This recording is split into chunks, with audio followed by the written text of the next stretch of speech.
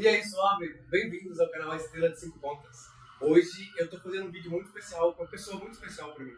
Eu tô falando agora aqui desse ciclo do canal sobre a Carta dos Amantes. E a Débora foi uma pessoa que me ajudou muito a entender processos da minha cabeça e vem me ajudando muito nesse processo de autoconhecimento que os amantes falam tanto. A Carta dos Amantes fala muito sobre tomar decisões assertivas.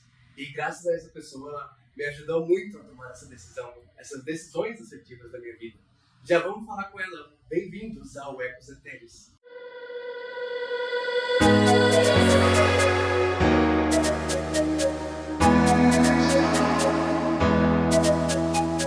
Então, tudo bom, Débora? Tudo bom. É muito louco essas coisas de quando você está gravando, você tem que fingir que você não estava conversando com a pessoa antes. A gente não estava aqui. Gente. Tudo bom. Moveu o sofá de lugar, todo esse rolê maravilhoso. Tudo bom. Eu queria começar, apesar de eu ter feito uma lista de um montão de perguntas, eu queria começar sabendo principalmente sobre o seu trabalho, como que você identifica o seu trabalho, como que você fala sobre o seu trabalho para as pessoas, o que você faz, qual que é o estilo de trabalho que você gosta de trabalhar, como você considera as terapias que você faz? Adorei, que pelo menos não veio aquela primeira pergunta, quem sou eu, né? Até sobre essa pergunta.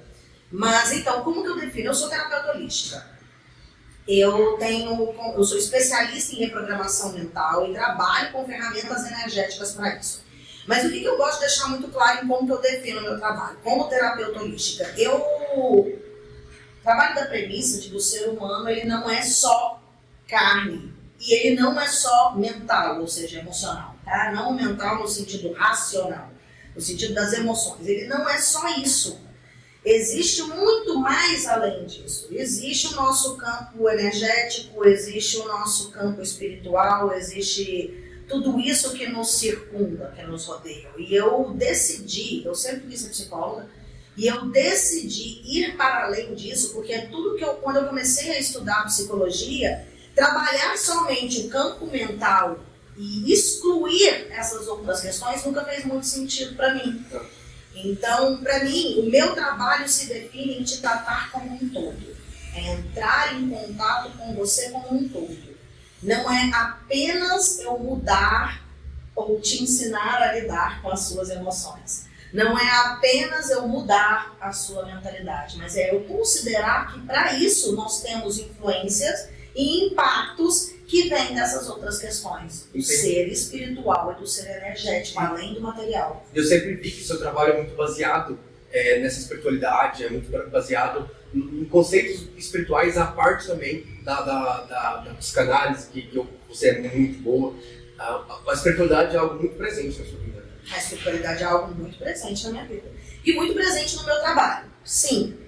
Só que a isso a gente precisa também aprofundar um pouco mais sobre como eu trato a espiritualidade dentro do meu trabalho. Então, o que é Deus para você, por exemplo? O que é Deus para mim? Para mim, Deus é o início de tudo. Deus é o verbo. Deus é a fonte criadora de tudo isso. A minha fé trata Deus como o divino criador de tudo que há. Essa é a minha fé. Não obrigatoriamente seu trabalho. Bom, como eu utilizo de ferramentas energéticas, as ferramentas energéticas elas pedem uma conexão com este divino. Certo? Exatamente. Mas esse divino sendo a fonte geradora, a fonte energética criadora de tudo. A parte espiritual é uma parte que guia e orienta o meu trabalho. Não é o que eu aplico na pessoa. Então, é claro que, como o meu intuito é desenvolver a sua consciência, e eu considero você um ser espiritual que veio para cá para vivenciar essa experiência, principalmente se tratando de experiências emocionais, Deus para mim é o fim e o início de tudo isso. Para mim é muito claro quando Jesus disse que Deus é amor.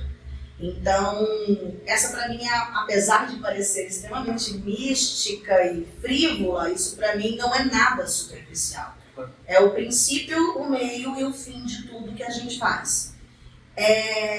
Então sim, a espiritualidade está presente no meu trabalho como uma guia, como uma orientação. E isso não diz respeito ao trabalho espiritual que eu faço com o meu cliente. E é bem interessante, um dos projetos e programas que você tinha era o Desperta. E eu não sei se ainda segue com o mesmo nome, mas a Carta dos Amantes fala muito sobre esse processo de despertar, sobre esse processo de autoconhecimento, sobre tomar decisões assertivas baseadas no que você sente. Quando você crê, como você entende que uma pessoa está passando por esse processo de despertar? Como que você vê isso? Quais são os sinais? O que comem? Por onde andam? Por onde andam, o que fazem, né? Adoro essa pergunta. Vamos lá. Eu acho complicado falar sobre isso, porque para mim nós estamos em constante processo de despertar, tá? Então eu tenho muito receio ao dizer isso, porque fica parecendo que a pessoa tem um único momento a escolher. E não é assim. Muitas vezes os despertos, e isso falando no meu processo, é aquele em que está naquele momento em que não dá mais para só sobreviver. Entende? A gente precisa ter consciência. Hawkins, quando ele estabeleceu a tabela das frequências energéticas, das frequências vibracionais, ele catalogou matematicamente o que cada valor humano tem como frequência. Entende? Então ele colocou ali como os valores humanos conhecidos, como raiva, ódio, rancor, inveja, ou seja, basicamente as emoções misturadas ali com um pouco de sentimento, porque são coisas diferentes. Então ele catalogou qual que é a frequência desses valores humanos. E ele coloca o ser humano na escala da evolução da nossa consciência, cada momento em uma dessas frequências, tá? O momento crucial para a alteração de padrão e para a elevação da consciência é quando você começa a vibrar acima de 200 Hz. De acordo com Hawkins, o que é o vibrar acima de 200 Hz? É quando você, quer dizer, o que é medido como com 200 Hz? Eu imaginei colocando o dedo na tomada e eu tenho 200 Hz. Eu não entendo absolutamente nada sobre. Exatamente. A gente imagina assim. Então, cada emoção nossa, cada valor humano, cada ato nosso, ele transmite uma emoção, ele transmite uma energia. Tudo é energia. Em pleno 2025 é balela você achar que isso não existe. E para isso a gente não precisa da espiritualidade envolvida, tá? O campo energético ele é real e ele é estudado pelo campo metafísico, ele é estudado pela física quântica. Quando Hawkins fez isso, o que ele fez? Ele catalogou os valores e ele fez a medição disso energeticamente através da cinesiologia. A cinesiologia é o estudo do movimento do corpo humano.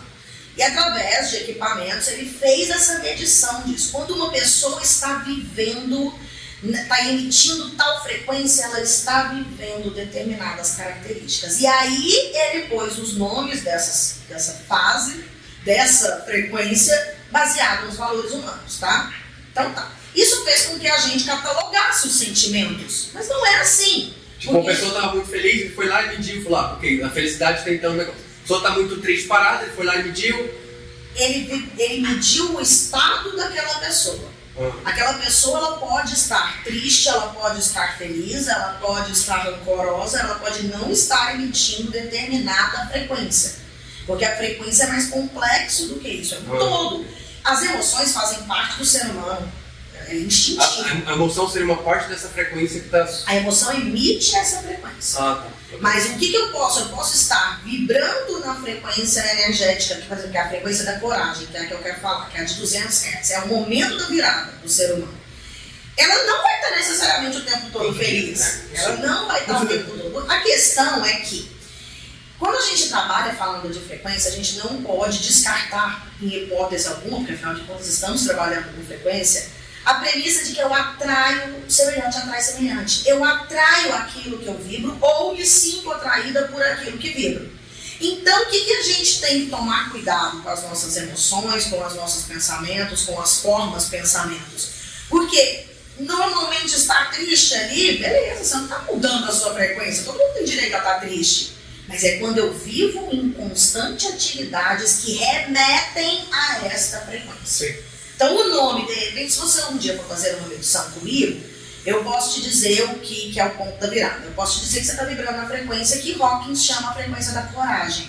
Não significa que o tempo todo você vai estar corajoso, entende? Mas o que é? O seu campo vibracional está emitindo uma frequência que tem um rol de características que se assemelham à coragem. É como ele precisava dar um nome. Ele precisava falar que a fruta vermelha, que por fora ela é vermelha, por dentro ela é branca, chamava maçã. Mas não significa que só isso significa maçã, entendeu? Eu vejo de uma forma bem parecida, mas quando eu vou explicar isso pra alguém, eu explico um pouco diferente, né? Pra mim, o povo acha... Eu gosto muito de tomar banhos energéticos. Pra mim é algo muito importante. Nem tanto porque...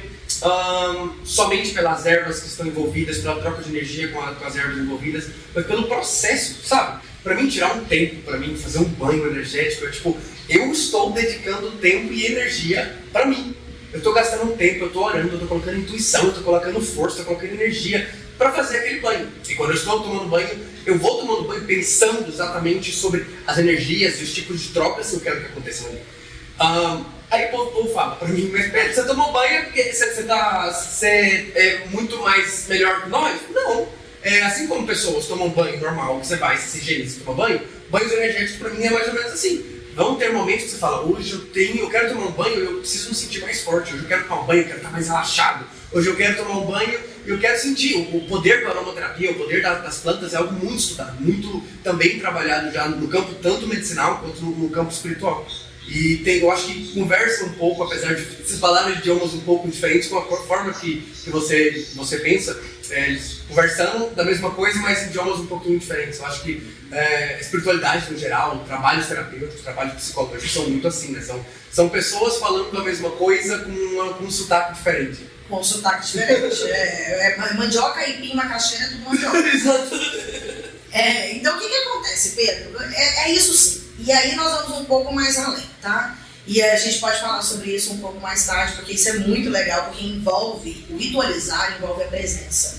Estar aqui no envolve estar aqui na hora, que é um ponto crucial para a nossa jornada, tá? A gente tem um costume, e no momento atual, com a quantidade de informação que nós temos o costume de não estarmos presentes. A gente vai treinar com uma música ligada, e aí os energéticos vão falar, mas isso me ancora, isso... Sim, é um momento simples, você nunca mais conseguiu fazer algo de forma presente. Eu estou aqui apenas caminhando, eu estou indo de um trajeto a outro apenas indo, observando o que tem ao meu redor, eu estou nesse carro, eu estou sentindo isso, eu estou processando as informações que vêm do meu campo visual. Não, eu estou ali fechado, eu estou sempre me distraindo, tá? Então, os rituais, eles têm esse poder já por si só.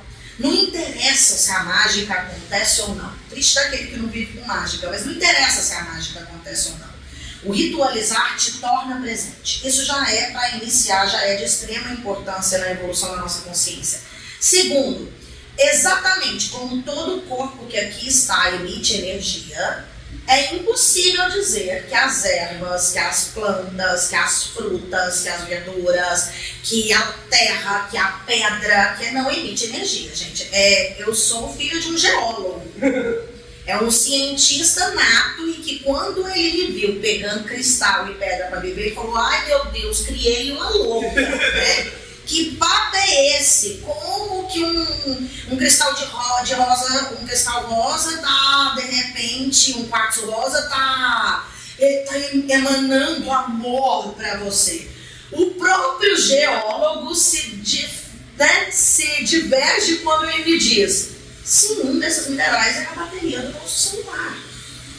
Então, é fato, não dá, é porque o misticismo em volta de todo esse assunto, ele é tão grande, tão grande, tão grande, e ele vem de uma política, inclusive através do lado da ciência, do lado da psicologia, ele vem deturpando isso como New Age, como Nova Era, e vem tentando tirar isso da gente, porque seria muito simplista a gente realmente tratar as nossas relações apenas através disso, e que ele te tratou a energia como se fosse um elemento mágico. Claro. E não é um elemento energia, mágico. Mas a gente quer. Um ditado simples e popular que fala muito sobre isso, você é o que você come.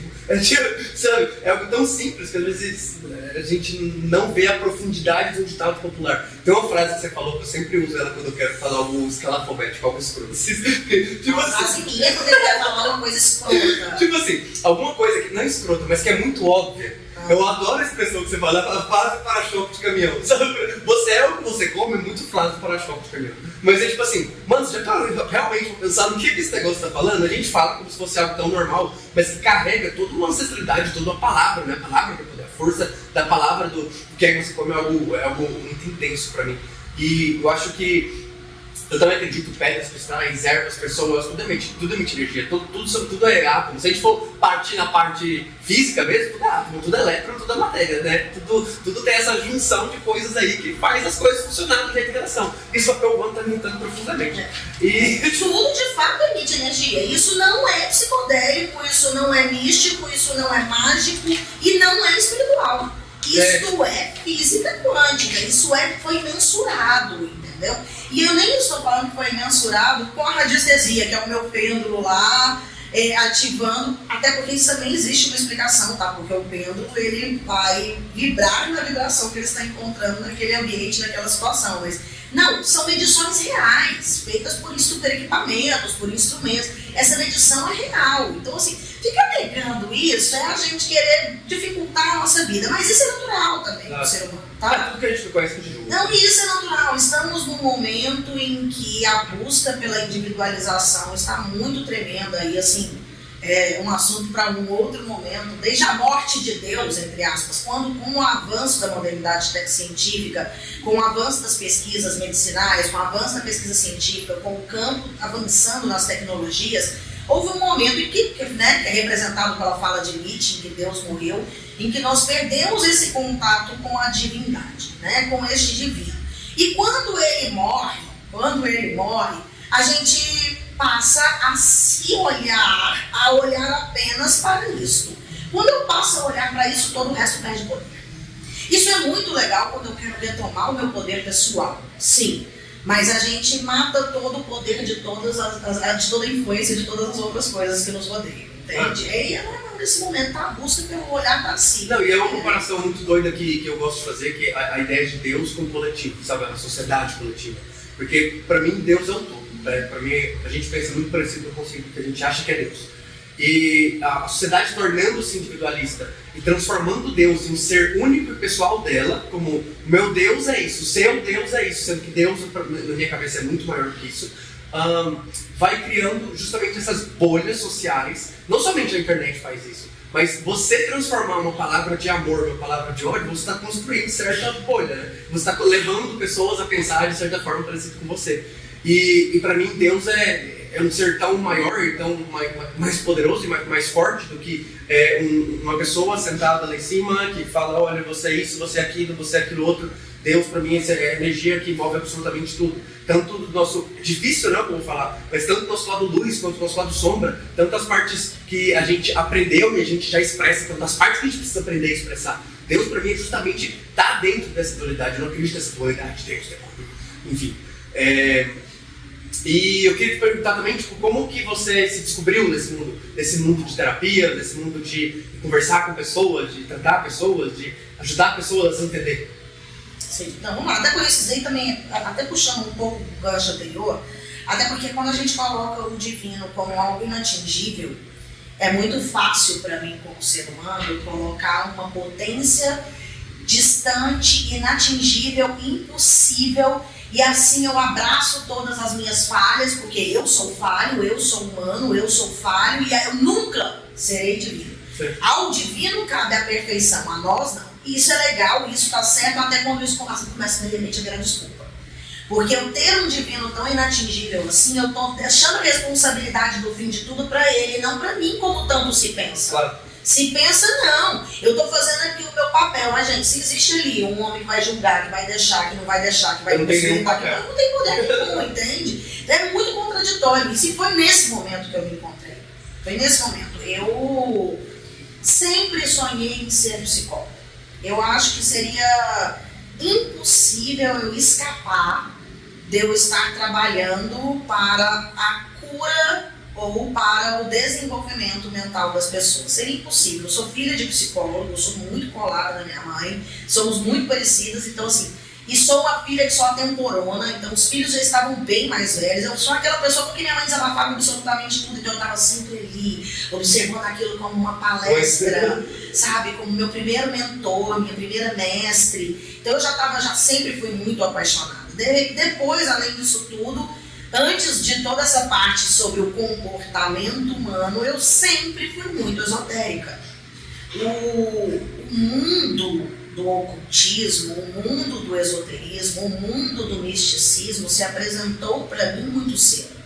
Eu brinco até hoje, que ali eu tive que tomar uma decisão que eu tenho que tomar todos os dias da minha vida, porque ou eu era doida, ou eu devia ser internada, ou eu estava doida, ou alguma coisa tinha que fazer sentido. Assim, a gente conta lá em casa as experiências que eu fazia, porque eu não aceitava tudo, é assim, pronto, acabou. Então, eu experimentava muitas coisas, eu testava muitas coisas, e as coisas de fato aconteciam. Então eu falava, opa, tem alguma coisa aqui. Então, eu não ia escapar disso.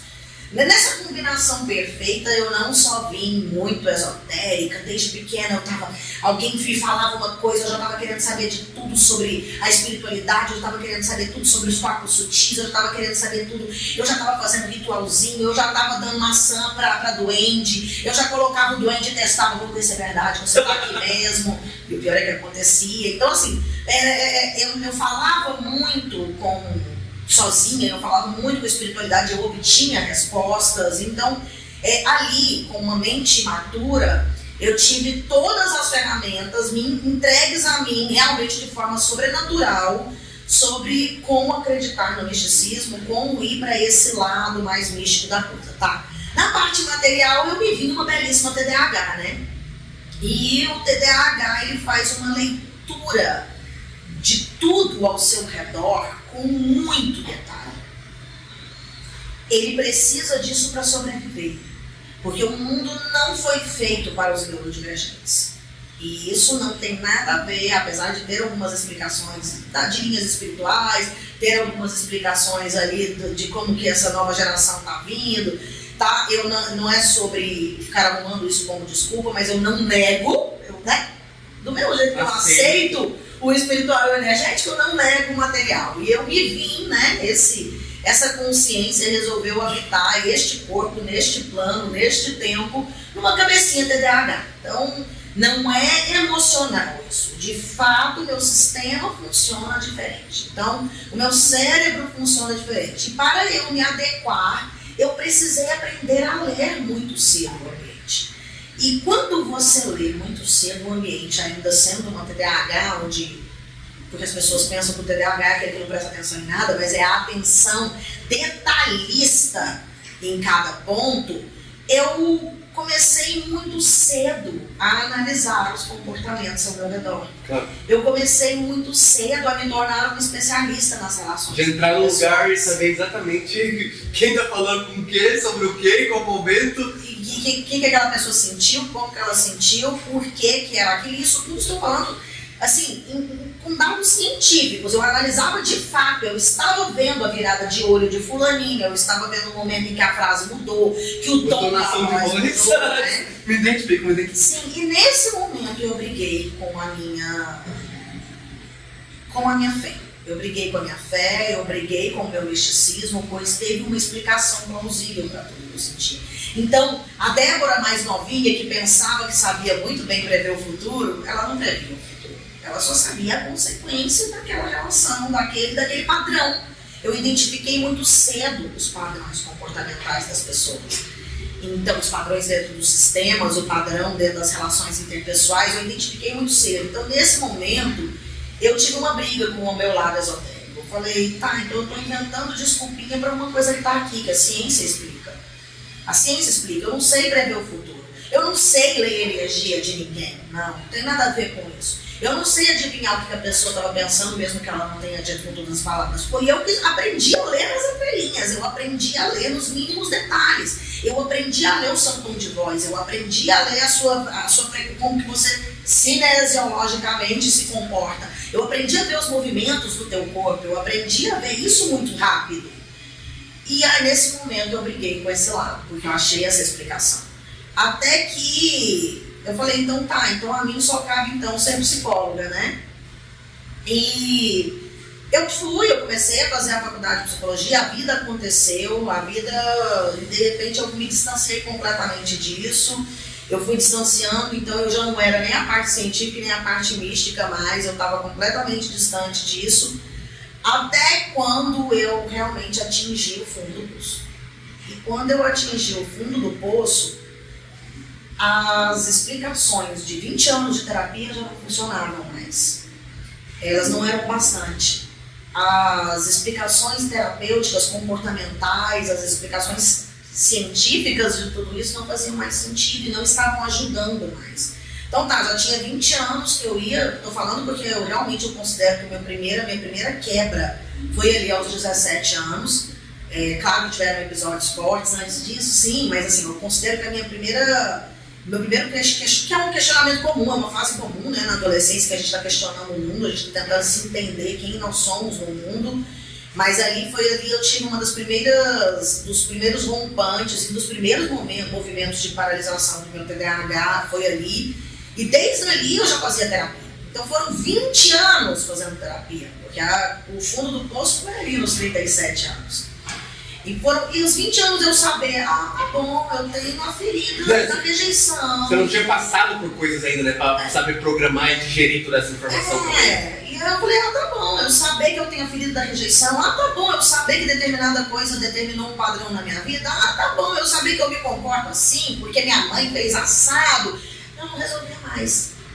E foi num momento de desespero que eu implorando por ajuda, né, sentada na sacada, implorando por ajuda à noite, as ferramentas energéticas apareceram para mim e eu retomei os meus estudos, os estudos que eu havia abandonado. Então, ali eu comecei, eu sou aromaterapeuta, eu tenho quase todas as formações de coach que você pode imaginar, eu estava misturando tudo, então eu estava aprendendo PNL, eu estava aprendendo ervas, eu estava aprendendo, e porque eu estava retornando a mim.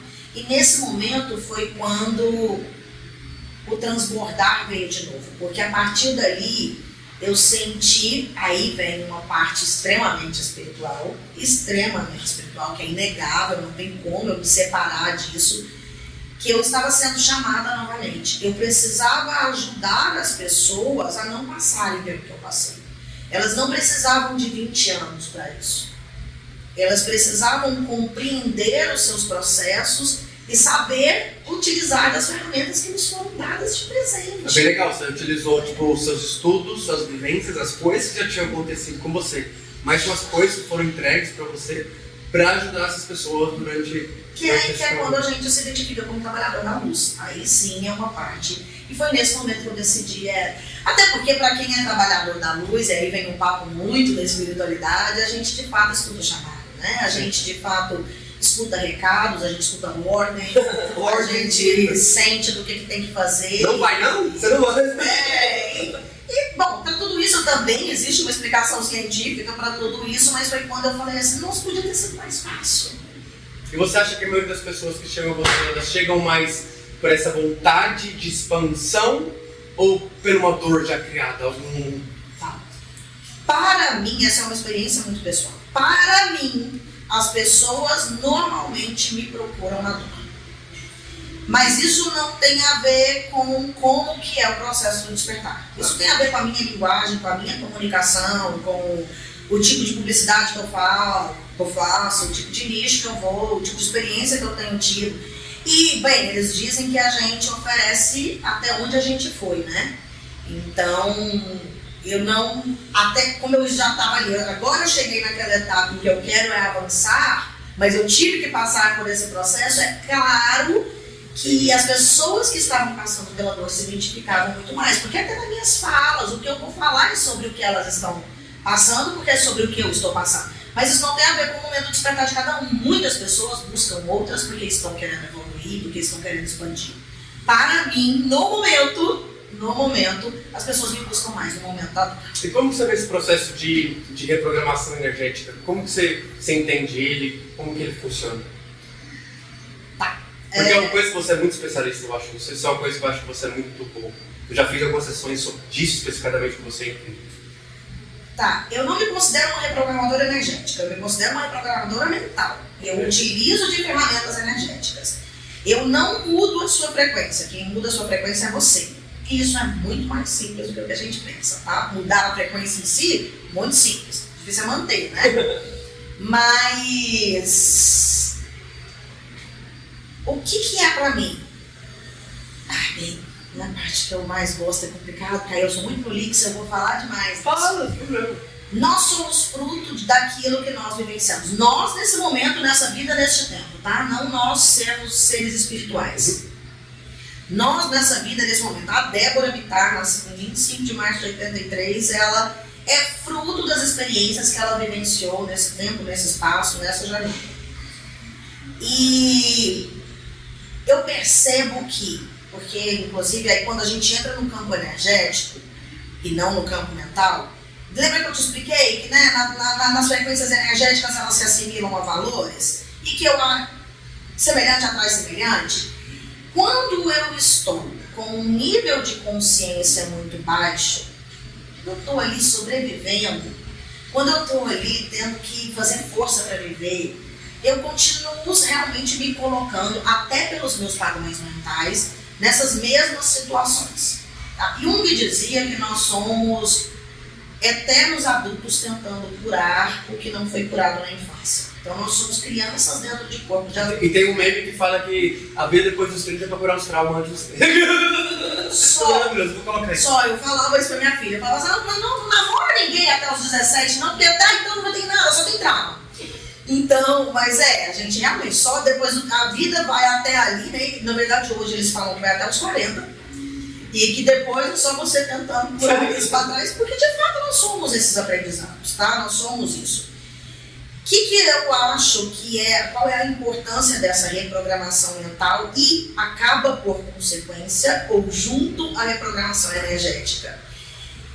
Eu só evoluo tanto a nível de consciência quanto a nível de vida material ali, quando eu consigo sair daquele patamar em que eu só estou na dor e que eu só estou fazendo força para viver. Então, quando eu reprogramo a minha mente, porque se eu aprendi, tá, Pedro? Se eu aprendi que isso aqui é preto, a vida inteira eu aprendi que isso aqui é preto, e eu vejo vários tons de preto, vai continuar sendo preto.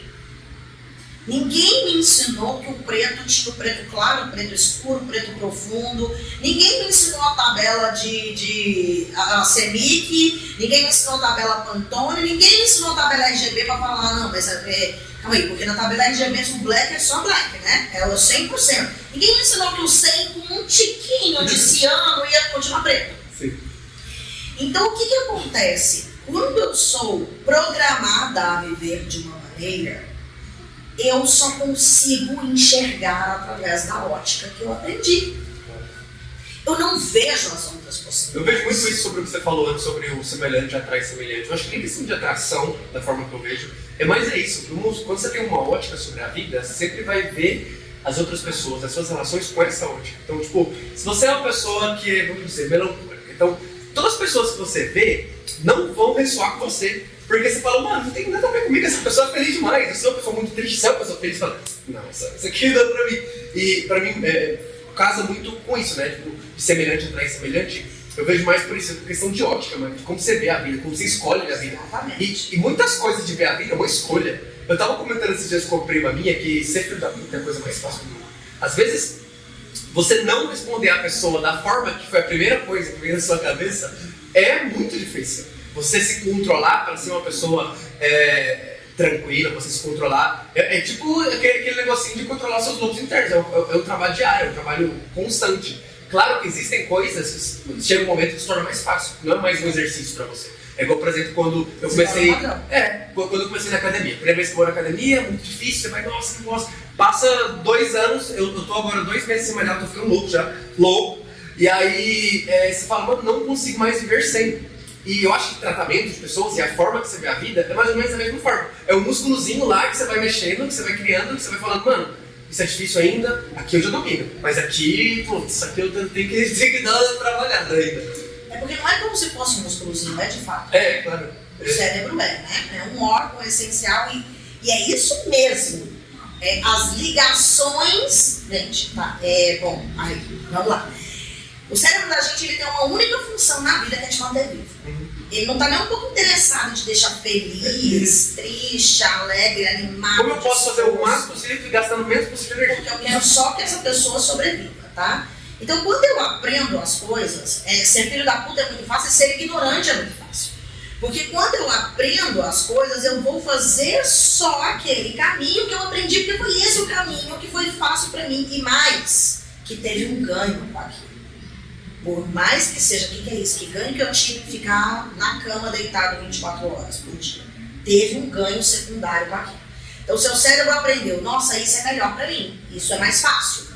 Agora eu já sei. Aprender uma coisa nova é diferente. De fato, o atrair não é a mágica só do imã. Não é só isso. É por isso que eu falo, atrair e se sentir atraído por. Porque é só para onde você quer olhar. Você deu um exemplo da pessoa melancólica e ela vai ver uma pessoa muito feliz e vai falar, você não bate comigo. Ela vai além. Ela diz, isso é mentira, isso é falso, porque teve outros aprendizados ali no decorrer daquilo. Tem as questões da personalidade dela, tem os mecanismos de defesa do ego atuando aí, em falar, tá, tudo que é contrário a mim é algo que eu não consigo compreender, porque eu não cheguei lá. É verdade. E, então, para mim, a reprogramação mental, ela é de suma importância para que eu aprenda que, primeiro, eu aprendi isso no dia, tudo que eu aprendi eu posso aprender coisa nova. Então, não é algo que está colado em você, tá? Não é esse papo do eu sou assim, serei sempre assim, serei eternamente assim, é uma belíssima desculpa para se continuar merda. Né? É uma belíssima desculpa, deixa tudo como tá e para tudo bem. Porque aquela pessoa não está neste nível de consciência. E aí entra a parte de que a reprogramação energética, ela é fundamental para que você facilite esse processo de conscientização.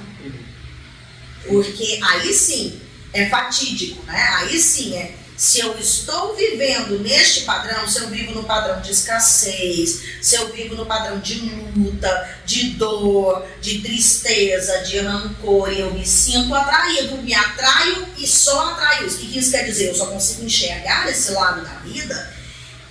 Isso é medido e você só vibra naquela frequência. Aí entra a hora que eu defini o meu trabalho. Só trabalhar a minha mentalidade não era possível. Eu sabia exatamente o que eu tinha que fazer, mas algo não permitia que eu fizesse. E este algo que não permitia era ninguém nunca ter me explicado como que o sistema funciona e que ganho que eu tinha com aquilo, então eu não abri a mão do meu aprendizado. Só que isso, gente, acontece a nível do subconsciente. Não é ali, não, eu tô com preguiça, não, mas eu não vou, não. Você não vai porque você tem preguiça, eu tô com preguiça. Você não vai porque você quer se fazer de vítima, eu tô me fazendo de coitadinho porque eu quero que todo mundo olhe pra mim. Nem sempre isso é consciente. Isso foi como eu aprendi.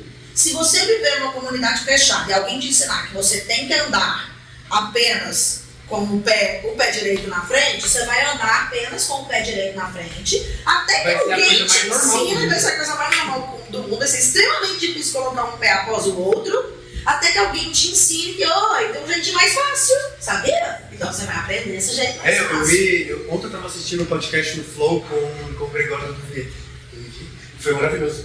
E aí ele falou uma coisa que ele é muito pró-utilização de alucinógeno para tratamentos psicológicos. Ele estava falando justamente desse processo de como funciona o nosso cérebro. E é uma explicação que eu já tinha visto, mas que trouxe luz outra vez a esse pensamento que eu tinha visto. Que ele usou uma metáfora muito interessante, que esses caminhos neurais, que é algo que você fala muito, já falou muito comigo, eu acho muito interessante, me abriu muito a cabeça para essas coisas. O exemplo que ele deu foi como se fosse uma montanha de esqui. E aí as pessoas vão passando naquela montanha de esqui uma vez, passa na montanha de esqui outra vez, e vai criando aquelas marcas. E aí, passa um tempo, as pessoas só descem por aquelas marcas. Existe uma floresta incrível aqui do outro lado, mas todo mundo vai descer naquelas marcas que já foram feitas. É a trilha pra cachoeira.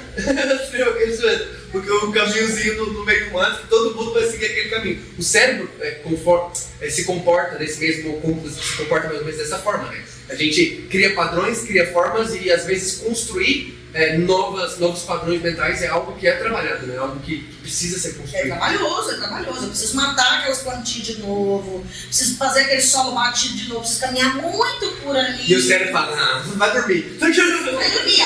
E aí, não é só repetição, mas eu preciso ter um ganho com aquilo. Para o meu cérebro ter um ganho com aquilo, ele precisa vivenciar. E aí às vezes eu vivencio e é muito mais traumático, e é muito mais difícil, ou então... E aí eu não estou preparado, eu não tenho o acompanhamento correto, eu não tenho a orientação correta, eu vou lá e vou desistir. Então eu vou facilmente para os meus caminhos de volta. O que a gente precisa entender? Os caminhos que você aprendeu num determinado momento, eles nunca vão sumir. Sim. Você aprendeu eles.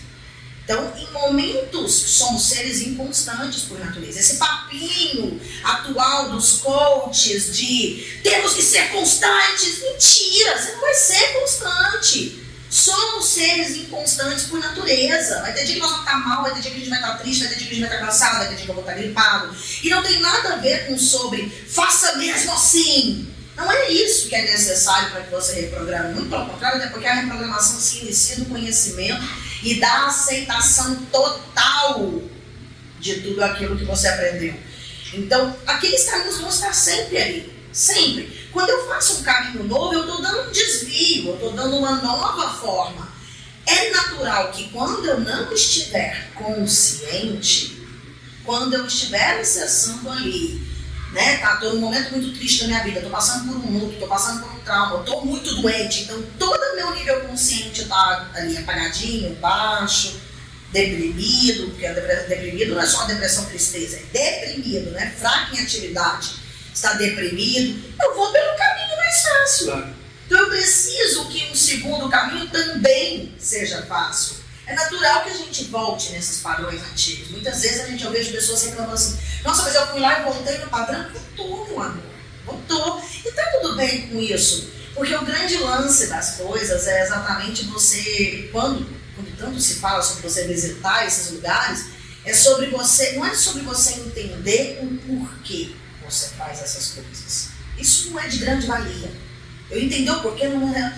Ah, tá, eu tenho medo de relações humanas porque eu fui traumatizada. Grande merda. Entender o porquê não vale de nada, mas eu preciso entender o para quê. O para quê. Então, o para quê é onde mora o que eu ganho com isso. O que eu ganho me mantendo desse jeito? Como que eu poderia ganhar? E aí vem do que você acabou de dizer. Vem o momento de escolha. Eu acho que falando sobre escolhas, eu sempre parei e penso muito sobre questão de propósito de vida, sabe? Eu sei que não tem nada a ver com esse momento, mas de certa forma a gente pensa muito sobre propósito, né? Qual é o meu propósito na Terra? O que eu vim fazer? E a gente vive às vezes lutando nessa busca constante de buscar o nosso propósito. Você acha que existe esse propósito? Você acha que ele tem alguma conexão com o ego? Como você tem falando sobre ego, eu acho isso bem interessante. Como que você vê essa relação? Eita, tá, vamos lá. A minha mentoria hoje, o meu produto que eu vendo da mentoria é exatamente sobre encontrar o seu propósito no mundo, né? E aí é a hora que eu mato todo mundo do coração porque eu não acredito em propósito. Eu não acredito que ninguém esteja aqui com uma única missão. Sua missão é essa, pronto, e acabou. Eu duvido que exista uma figura autoritária que determine a minha vida. Nenhuma linha religiosa acredita nisso. Todas falam sobre o livre-arbítrio, né? Todas. Agora eles têm enturpado isso com obediência, mas todas falam sobre o livre-arbítrio. O caso é que existem consequências das nossas escolhas, né? Eu não acredito nesse propósito como missão de cada um. Eu acredito sobre viver de propósito. É isso que eu acredito. Viver seu propósito. Eu acho que aí vem uma parte em que pode de repente ser um condicionamento, mas no meu trabalho ele se baseia nessa premissa de que nós precisamos de um objetivo. Nós nesta vida, nessa trajetória, nessa jornada, seja qual for o campo disso, o plano disso, se isso, o que é. Nesta vida nossa, o ser humano como humanoide, dotado de carne e osso, ele não segue sem nenhum objetivo. Tem um ditado, uma frase para de caminhão. Se você não tem um destino, qualquer destino serve. Qualquer destino serve. Isso vem de Alice no País das Maravilhas, né? Se você não sabe o caminho, qualquer caminho serve. Caminho na palavra. Então, isso é bom ou ruim? Porque isso para aquele momento em que você não está sabendo o que fazer, isso é muito dito sobre vai lá e tenta de tudo, que uma hora vai te encaixar. E isso também é sobre quando você está perdido, você só fica ali tentando um milhão de coisas, entende? Tentando no basal, né?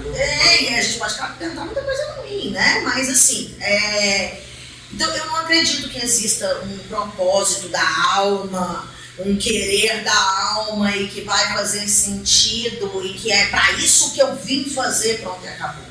Mas eu acredito que nós, nessa experiência humana, É muito fácil a gente cair no ostracismo, é muito fácil, até porque o meu cérebro está programado para gastar menos energia. É muito fácil eu perder o rumo se eu não tenho claro onde eu quero chegar.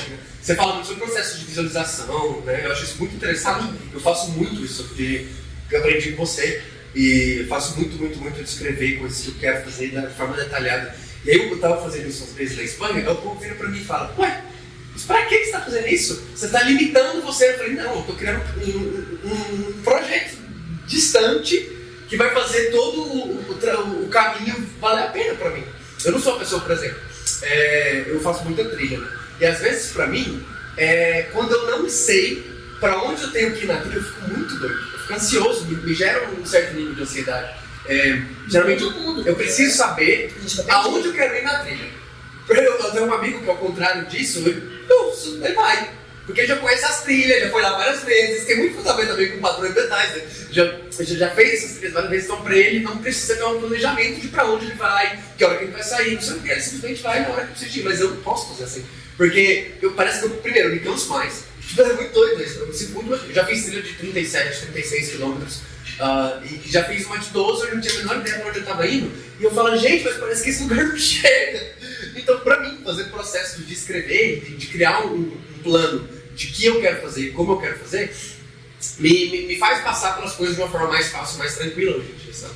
É uma forma minha que eu encontrei de planificar as coisas. E claro, a vida é, de certa forma, como você falou, inconstante, coisas acontecem que faz a gente calcular, né? É o que faz a gente, eu acho, chegar no nosso objetivo ou não, é saber calcular a sua rota. Seu objetivo tem que ser bem detalhado, na minha forma de ver, eu acredito que você não pensa igual a mim. Sim, eu acho que tem que ser detalhado, seu objetivo tem. Mas tem que estar disposto a essa modificação, porque a vida está em constante movimento, nada está parado, né?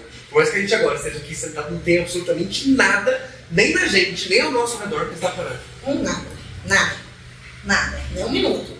O que acontece, Pedro, é que eu vou fazer o seguinte, tá? O que eu faço com as visualizações? A visualização, ela não é boa só dependendo da personalidade de cada um, tá? Não é porque você precisa disso muito claro e o seu amigo não, é que ele não precisa das visualizações. O caso é que existem pessoas que conseguem se conectar com aquilo que elas desejam de uma forma mais mental, sem necessitar disso. Mas, gente, todos os grandes players do mercado visualizam. Claro. Todos, tá? Por quê? Eu preciso de fato saber aonde eu quero chegar. E se quando eu faço, por exemplo, eu brinco muito com as minhas mentoradas, que é assim, vamos fazer o quadro da visualização. Elas falam, ai, que besteira, que poder que isso vai ter. Gente, eu não estou dando poder pro papel. Eu estou dando poder para aquele momento em que você detalha onde você quer chegar. Para mim é muito parecido com o rolê que eu faço com ritualizar. Para mim é uma forma de ritualizar. É um roteiro. É um roteiro de um vídeo como esse. Entende? Eu escrevi 1 milhão de coisas aqui e a gente vai passando e para eu já ter visto as coisas que eu quero falar, a gente vai conectando as coisas sem precisar de fazer essa conexão estruturada, sabe? Então, pra mim é exatamente por aí. Mas precisamos saber aonde queremos chegar. A gente precisa definir, tá, sobre o que a gente vai falar, sobre o que vai ser, quanto tempo, o que a gente vai fazer, vai ser na chuva, vai ser lá fora. Entende? Mas então, minha câmera não ia matando assim. Não, meu cabelo é Então, assim, o que eu acho? Sobre a técnica da visualização, eu acho que te mantém mais... Porque, gente, quando eu estou mentalizando, eu não estou só recortando a figurinha da internet ou da revista e colando lá e falando, eu quero um vestido branco. Não é sobre isso, entende? Mas quando eu estou... Aí vem uma coisa muito legal, que além do exercício de visualização, é um exercício muito importante para o seu cérebro. Quando fazemos perguntas, o seu cérebro automaticamente busca respostas. Tá? O seu grande poder na vida é questionar. Quando fazemos perguntas, o cérebro busca as respostas. Então, se eu estou trabalhando a minha mente, tá, onde que eu quero chegar? E eu estou ali presente, né? Onde eu quero chegar? O que eu começo a pensar? O que eu vou ter que fazer? Quais são os passos? O que as pessoas que chegaram lá fizeram? Com o que eu me identifico, com o que eu não me identifico? O que eu acho difícil? O que eu preciso desenvolver? Que habilidades eu preciso aprender? Então, sobre a visualização, não é um simples recortar e colocar que o Senhor, o universo, vai estender a mão, esse Deus vai estender a mão dele igual a nossa, com 5 dedos, vai te entregar. Apesar de eu inclusive usar essa simbologia, que o universo está preparado para te entregar tudo que você pedir, mas não é isso, não é dessa forma que a gente tem a mania, a gente já transformar tudo num filme, né? Então vem aquele Deus e te entrega ali o seu carro que você sempre desejou. E falando de carro ainda é fácil de explicar, mas e quando essa pessoa está falando sobre quem ela quer ser no mundo? O que ela quer servir no mundo? Totalmente. Né? Então fica mais substancial. Propósito. Fica muito mais substancial, né? Mas tudo vale para a mesma coisa. Quando eu faço um processo de visualização, eu estou fazendo um processo de raciocinar, de estruturar o que eu preciso fazer para chegar lá. E aí entra uma perguntinha que você sempre me faz e está doido para fazer novamente, entra a procriação. Porque eu preciso fazer a minha parte. E a minha parte é essa. É eu estruturar os passos. O ser humano, ele tem uma necessidade emergencial de utilidade. Por quê? Porque a necessidade primordial do ser humano, a primeira de todas, é pertencimento. Ele precisa pertencer. E uma das formas dele pertencer é ele se encaixar naquele grupo, naquela comunidade, na civilização, na sociedade. E ele se encaixa através da sua utilidade. Então a utilidade ela é uma das coisas, um dos pilares essenciais. Eu preciso me sentir útil de alguma forma. Porque não é só sobre contribuir, é que eu tenho que ser trabalhadora, é que eu tenho, não, eu preciso, porque assim eu tenho um papel aqui. Porque se eu quero pertencer, eu preciso ter um papel. Qual que é o papel desse meu pertencimento? Se eu quero pertencer, eu preciso ter um papel. E quando eu defino quais os meus passos, isso me ajuda a organizar a minha mente. Eu boicoto os ganhos secundários que não estão bons para mim e que eu já aprendi. Eu boicoto as minhas crenças limitantes. Eu traço novos caminhos, eu traço novas rotas. Eu tenho esse senso de que aqui eu sou útil. Então, quando que a gente recalcula a rota?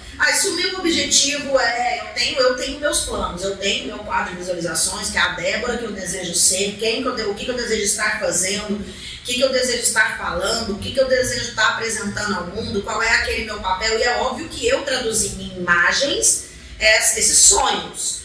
E quando eu defino como eu quero chegar até eles, esses caminhos já mudaram N vezes.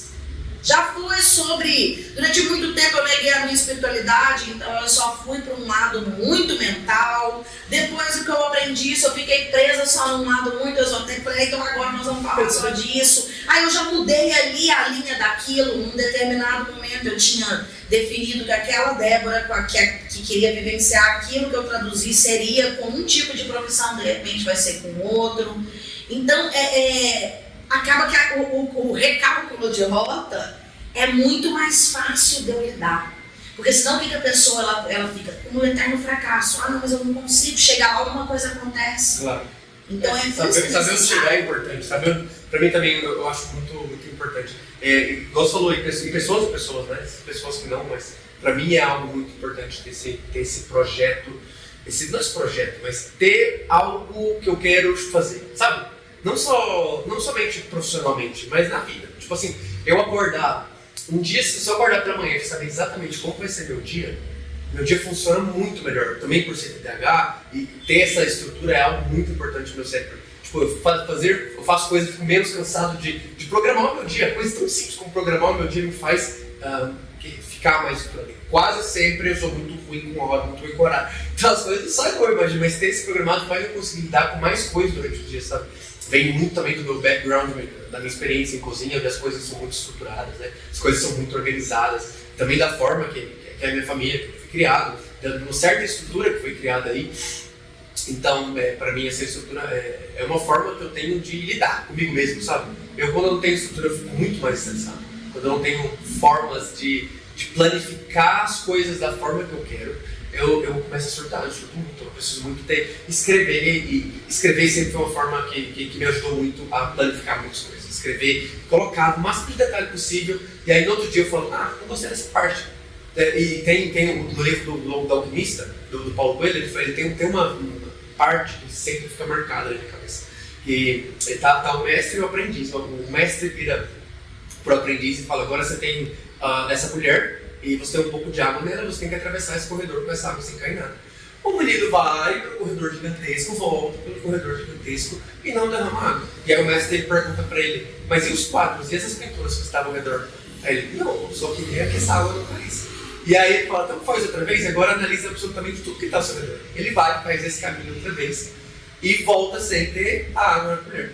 E aí o mestre, mas cadê a água na colher? Ele falou, não, eu estava olhando para as pinturas, eu não estava olhando para essa colher. E aí ele fala, a vida é justamente isso, é você saber exatamente olhar para a colher, que é algo muito importante para você, mas sem deixar de desfrutar a paisagem do ambiente que está ao seu redor. E eu tento levar minha vida muito antes de ter lido esse livro do Paulo Coelho, mais ou menos assim, de saber aonde eu quero chegar, o que eu quero fazer, como eu quero fazer, mas sem perder o riso, sabe? Sem perder o samba no pé. A malemolência. Porque, Pedro, assim, olha só, vamos lá, hoje nós vivemos numa sociedade capitalista e a gente precisa de trabalho para ter dinheiro para comprar nossas coisas, para viver as coisas, tá? Mas a sociedade sempre viveu de uma forma mercantilista, quer dizer, não é porque não era através do mercado, mas era um sistema de trocas, né? Então eu estou aqui, vamos falar de primórdios, e nem estou falando primórdios no sentido de gente dentro das cavernas, não, tá? Por que os filósofos existiram? Exatamente porque chegou num momento em que eu só fazer o que eu preciso para fazer, botar minha comida dentro da minha boca hoje, para ter meu teto e para morrer, esperar morrer, não fazia sentido. Somos questionadores. Inclusive, eu tenho um trabalho muito sobre essa filosofia, eu acredito piamente nisso, mas várias correntes falam sobre isso. Nós seres humanos, somos criadores por natureza. A gente sempre arrumou uma solução. Então a gente estava olha, eu vivo muito bem sem a carne, sim, eu vivo muito bem com o que me vem da natureza, mas não está sendo suficiente. Nos períodos de inverno tá me faltando coisa, tem gente na minha tribo morrendo, tem gente na minha comunidade morrendo, tem gente no meu grupo morrendo, então a gente precisa adotar, mas matar esse bicho aí com a minha mão, com o meu dente eu não consigo. Fui lá e desenvolvi ferramentas. Sim. A gente sempre encontrou soluções, nós somos exímios criadores. Para mim é isso que nos diferencia do resto, por sinal. Sim, totalmente. E também para mim quando tá na Bíblia, nós somos imagem e semelhança de Deus, para mim é justamente isso, é o potencial infinito de criação que a gente tem. Mais do que outra coisa, é que a gente é parte dele nesse potencial infinito de criação que a gente tem. Eu não vejo porque Deus é assim, né, como a gente já conversou antes. Mas para mim vem muito daí, desse potencial infinito que a gente tem como criador e co-criador de nossa própria existência. Exato. Somos centelhas divinas, né? Então, se ele criou tudo isso, a gente tem essa sede por criar, né? Isso vem, quando a gente vai se misturando no decorrer da nossa vida, mexe um pouco com a nossa vaidade também, mas mesmo antes de todas essas emoções já estarem aqui dentro de nós, somos exímios criadores. Então, nós vamos criar coisas, senão a vida fica sem graça. A vida perde o sentido. Perde totalmente. Então, assim, todo mundo precisa de uma estrutura. Todo mundo precisa saber aonde quer chegar. Só que como que essa estrutura vai ser, para uns precisam ser mais detalhada, para outros podem ser mais arrojadas, para outros podem ser mais... Tudo é parte de uma mesma estrutura. O amigo que não precisa... eu gosto de andar a esmo, eu gosto de andar sem saber para onde ir, sem eira nem beira, eu gosto que a vida me leve... Ele está num momento da vida completamente diferente de você. Ele de repente tem hora para voltar para casa, ele não tem medo de morrer no meio de uma trilha, porque ele já conhece a trilha, percebeu que o detalhe que você colocou, ele já conhecia, então ele não tem ali nenhum outro tipo de ferida. Nossa, aqui o medo vai vir, aqui a insegurança vai vir, porque ele já está seguro. Sim. E aí a gente chega numa parte que é, para mim, o fundamento de tudo isso. É que impossível escapar que para tudo isso na nossa vida a gente precisa de autoconhecimento. E um dos pilares principais desse autoconhecimento, que é o que mais faz as pessoas evoluírem na jornada delas, é a autoconfiança. E a autoconfiança não é algo que vem de dentro. Não é como é o amor próprio. Não é como é só a autoestima, que tem coisa que vem de dentro e coisa que vem de fora. Não é como é ai meu Deus, aquele sentido de que como eu me amo, não. A autoconfiança vem de fora, ela vem das minhas realizações, ela vem das minhas experiências. Assim eu me sinto confiante, porque eu fiz e eu sei que eu dou conta. Ou porque até o que eu não dou conta, eu sei que eu vou superar aquilo. Saber até onde você pode ir. Então, como essas estruturas são montadas, depende muito de qual é o meu nível. Eu acho que mais que isso também, mais que o autoconhecimento, para mim, com certeza, é muito importante. Mas é uma coisa que é muito forte hoje em dia, é a comparação. A gente se compara muito. Né? Porque a gente não se conhece. Claro, vem justamente de não saber até onde você pode ir. Uma dessas trilhas que eu estava fazendo, a gente foi num lugar que estava nevando muito. E aí a neve chegava até no meu joelho. Eu falei, gente, eu não teria nenhum problema de seguir esse caminho. Faltava 2 quilômetros para chegar. Eu falei, mas eu não vou me matar. Porque eu sei que eu tenho o joelho recuperado, eu não vou conseguir. E aí eu parei. Eu poderia simplesmente ter ido e, por essa comparação, de falar, eu preciso mostrar, mas eu tô num ponto da minha vida que eu tô tão cansado da necessidade que eu tinha antes de ficar demonstrando as coisas pros outros, que agora eu só quero demonstrar pra mim. Eu ter feito a trilha foda que a gente fez, maravilhoso, ter aproveitado, não sei o que, foi lindo e tal, foi muito mais prazeroso pra mim do que chegar ao ponto de eu falar, mano, eu não quero fazer, eu não quero subir até aqui, porque eu sabia meu limite e eu não queria simplesmente me comparar com ninguém. Quando os meninos estavam falando, não, você tem que ir, porque a gente tá aí, eu falei, não tem que fazer nada, meu lindo. Eu adoro refutar os termos que as pessoas usam para as coisas, tá? Nós vamos nos comparar. Negar que nós vamos nos comparar vai deixar você estagnado. Nós vamos nos comparar. O tempo todo a gente se compara. Dentro da comparação, quando eles falam, você precisa parar com isso, tá? Quem te ensina a fazer isso? Como que eu vou fazer isso? Não é assim. Porque dentro da comparação, a comparação acontece porque emoções das quais a gente não consegue se livrar, acontecem dentro de nós. Nós vamos sentir inveja é um sentimento. Ele vem de uma emoção que eu não estou conseguindo compreender. Nós vamos nos sentir inferiores, porque ela vem de uma emoção que eu não estou conseguindo dar nome. Eu vou me comparar porque, de repente, a admiração, que é um sentimento por uma pessoa, vem de uma emoção que eu não estou conseguindo dar um nome. Eu não vou conseguir me libertar dessas emoções e muito menos dos sentimentos que advêm dessas emoções, tá? O que eu consigo controlar? A minha ação a partir daí. É como eu reajo a partir daí. Então, se comparar, a gente sempre vai. Sim. Tá? O que eu preciso fazer ao me comparar é me comparar numa tabela justa. Não adianta eu pedir para peixe voar. Sim. Se eu vou colocar lá numa corrida, eu coloco um peixe, uma gaivota, um tubarão e um elefante, vai ser impossível que eles cheguem no mesmo lugar. Vai ser impossível. Então, me comparar, a gente precisa parar de brigar com essas frases também. Outra que o povo adora falar é, você não pode julgar. A gente sempre julga, gente, todo mundo. Você não pode condenar. Não é o teu papel, você não é juiz. Sim. Também faz sentido. Julgar e comparar nós vamos, é isso que nos impulsiona, é isso que leva a gente a aprender mais. A gente não pode querer destruir a necessidade de comparação que nós temos. O que a gente precisa é colocar isso, vem sim do autoconhecimento, por isso que eu falo. É porque isso já está tão difundido aí que parece balela, parece básico demais. É mais uma falando que precisa do autoconhecimento. Mas é porque eu sei até onde eu chego. E credo, mas você está se limitando, você não é capaz de tudo? Sim, eu sou, meu querido, mas às vezes eu não vou. A Débora TDAH, por exemplo, se ela vivenciar um momento muito forte na vida dela, se eu for num aniversário de um coleguinha que a música seja muito alta e ali dure 4, vou num pagode, e ali dure 4 dias, aquele tanto de gente ao meu redor, dançando ao meu redor, dançando, e por 4 horas seguidas, é impossível eu querer que meu cérebro não esteja cansado depois disso. Ele vai estar, porque eu gastei todo o meu tanque ali para sobreviver àquilo dali. Tá? Então eu posso sim me comparar a outra. Nossa, a Débora aguenta ficar só 4 horas ali, o fulano aguenta ficar 6. O que a gente precisa é parar de se penalizar, de se punir por esta comparação. A comparação vem para eu saber sim até onde eu posso chegar e até onde eu quero chegar. É isso que é o mais interessante.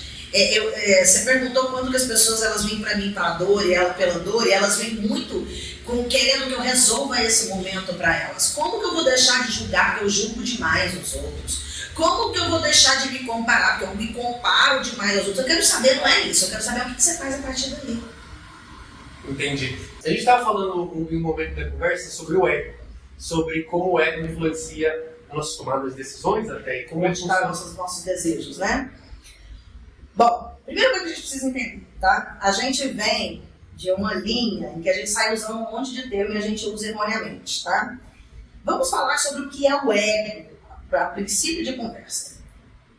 Freud, quando ele foi estudar a psique humana, e Freud ele é o pai da psicanálise, é onde tudo começou, e é claro que algumas coisas se evoluíram a partir daí, tá? Então não está gravado em pedra, mas ali, naquele momento, naquela época, ele dividiu a psique humana em 3 estruturas, o id, o ego e o superego, tá?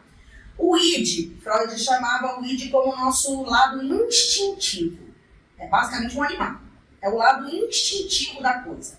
Normalmente o id é aquele que busca a recompensa imediata, normalmente isso não tem a ver com nada, não tem a ver com a sua emoção, não tem a ver com a sua personalidade, não agora, a personalidade é um dos 3 juntos, tá? O id, ele é esse instintivo, esse lado animal, o lado em que eu busco a comida porque eu tô com fome, e não porque eu desejo um risoto, uma coisa, tá? O superego são exatamente os valores e aprendizados externos. São os valores, a moral, a ética, os costumes, é tudo aquilo que vem de fora para nós. O ego é quem intermedia isso, tá? Ele não é maldoso, ele não é esse vilão como todo mundo pinta. Já aconteceram muitos episódios em que às vezes uma cliente está aqui conversando comigo e ela falou assim, por que eu vou lá atrás do meu fulaninho? Por que eu vou atrás do meu namorado e vou falar pra ele, você me sacaneou? Porque o seu ego está buscando a validação. E a pessoa fala, credo, mas eu não tenho ego. Como assim? Tá? E a pessoa está extremamente errada. Geralmente as pessoas tratam o ego como se fosse um vilão. Um vilão porque logo depois vem a palavra egoísta. E o egoísta nos ensinou que é aquele que vive ao redor de si. Por quê? Porque aí, traduziu-se a partir daí, que o ego é você.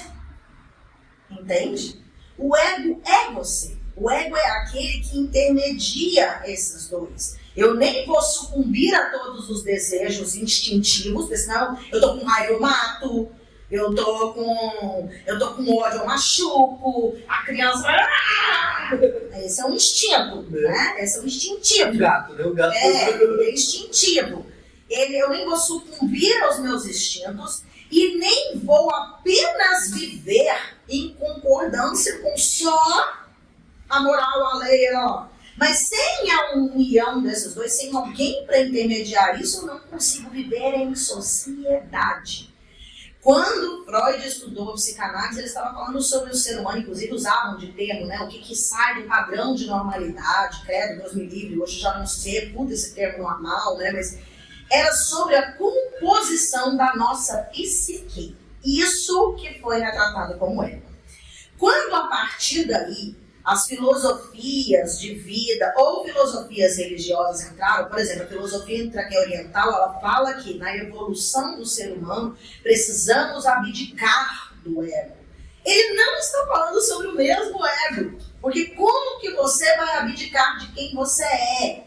Como assim eu vou abdicar do meu ego e aí eu vou sair? Então eu vou sair fazendo tudo que me dá vontade, eu vou mijar na rua, eu vou andar pelado, e eu não vou viver no padrão da sociedade. Isso era muito bonito no Jardim do Éden, né? E aí, até aí vem o pecado original. Então a gente sempre aprendeu coisas que nos fazem viver de acordo com as leis da sociedade. E essas coisas devem ser equilibradas para suprir minhas necessidades.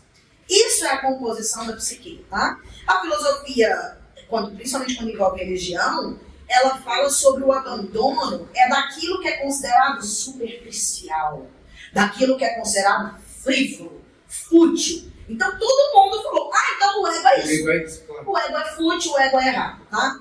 Então, você perguntou, né? Quando a gente conversou, preparou isso, a pergunta era, você me perguntou da onde que vem esse desejo primordial? Ele vem do ego, ele vem da alma? Aí a gente ainda está misturando um outro conceito. tá? Não. E ainda vem um outro conceito que não tem a ver com isso. Por quê? Nós, em toda a mitologia, em todas as histórias que nós ouvimos, isso vem sido tratado no mundo, e para a visão metafísica, essa é a visão que mais se encaixa.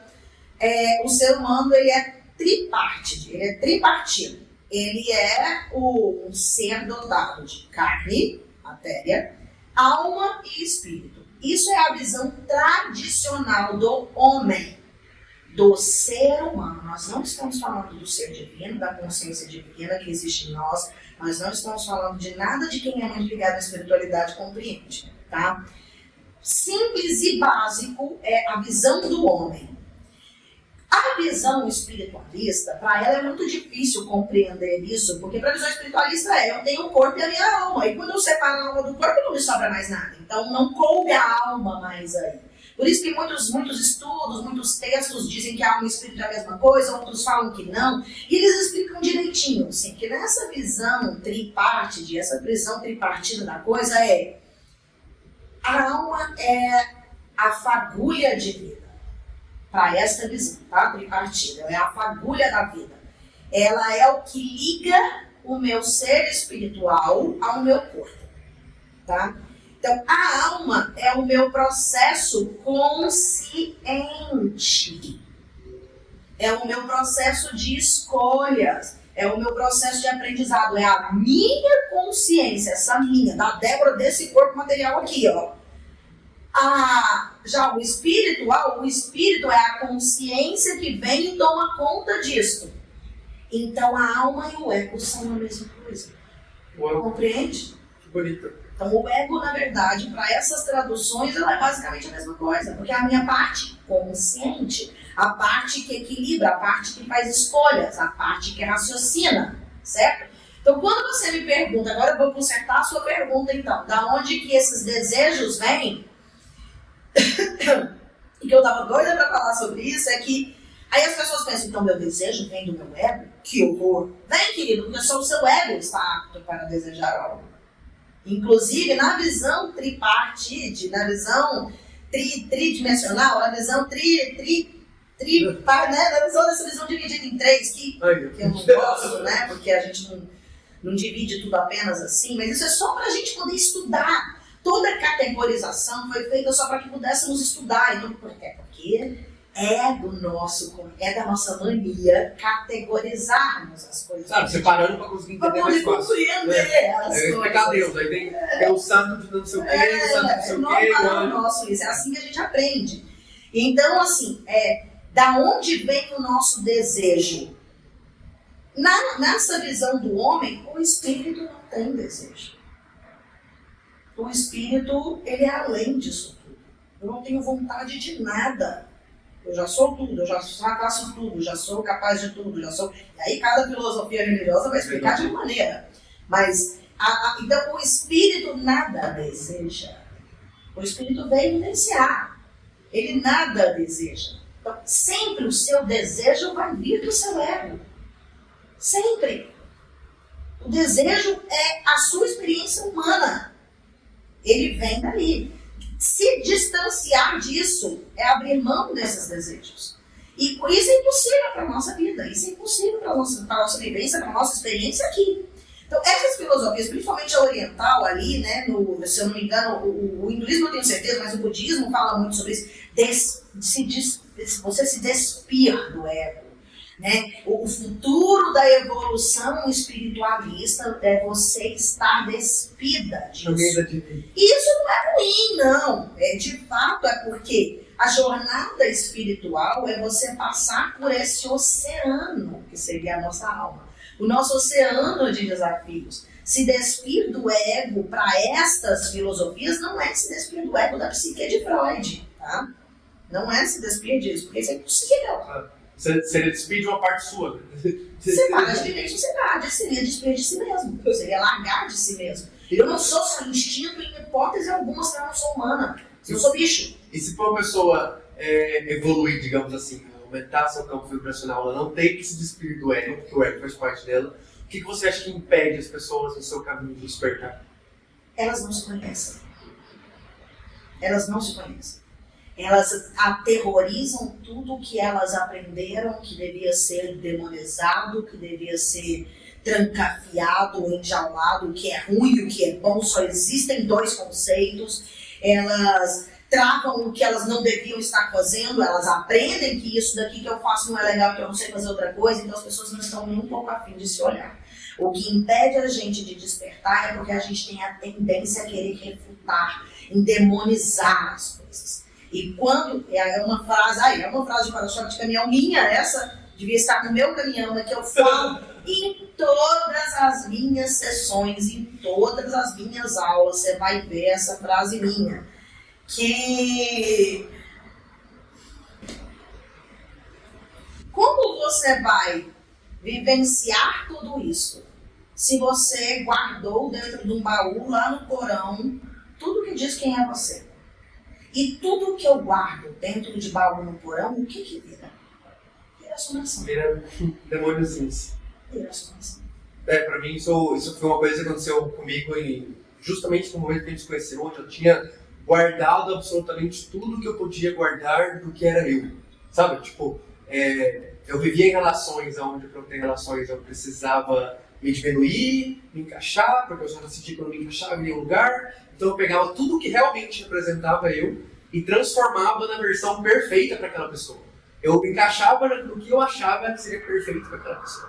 Só que chega um momento que aí passa um mês maravilhoso, 2 meses lindo, mas depois de 6 meses você já está insuportando essa versão que não tem nada a ver com você.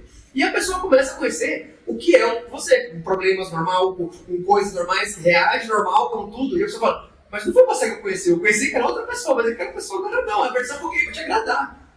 E as pessoas vivem hoje muito tentando agradar aos próximos e nesse processo de agradar outras pessoas vai suprindo, né? Vai matando parte delas no caminho, né? Isso foi, não sei se acredito que muita gente faz isso e é algo que foi muito presente em mim, né? De matar partes minhas para simplesmente ser uma pessoa agradável para outras pessoas.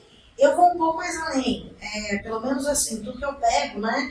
Todo cliente que chega até mim, ele nem matou parte dele. Ele nunca nem deixou de viver. Essa parte nunca cresceu. Essa parte nunca viveu. Então, eu fui matando partes minhas, eu fui deixando de ser eu. Na verdade, você nunca foi. Porque você nem sabia quem era você. E quando você percebe que algo dentro disso precisa ser curado, tratado, como que funciona essa line, esse alinhamento? Tá, eu gosto de falar que... Ai, que horror, mas... Não é que me entendam. É quando você sente que você não tem mais saída. Né? A Beatriz, aquela psiquiatra muito famosa ali na internet, ela falou uma coisa maravilhosa esses dias, e o povo espera dela que ela fale só coisas científicas, então, e ela falou cientificamente, nós temos o nosso timing, nós temos o nosso momento. É impossível eu aprender uma coisa que eu não tenha chegado naquele nível de consciência. Existe uma frase de caminhão, mais uma, que eu adoro, que fala só o amor salva. Né? O que isso significa? Você já percebeu que como a gente só muda quando acontece com o que a gente ama? Então são 2 pesos e 2 medidas. Você cometeu uma coisa maldosa, você tem que pagar, mas o meu que eu amo, ele não tem que pagar não, porque ele não tem que sofrer. Entende? E o que acontece? A gente não aprendeu a se amar. Até porque aí o amor é uma outra instância, é uma outra situação e a gente aprendeu que o amor é um formato que não é, então muitas vezes a gente até se ama, mas a gente não aprendeu a vivenciar esse amor. O que é o amor pra você? Eu falo muito que a gente aprendeu a sentir amor, mas a gente não aprendeu a amar. Ninguém nos ensinou a amar.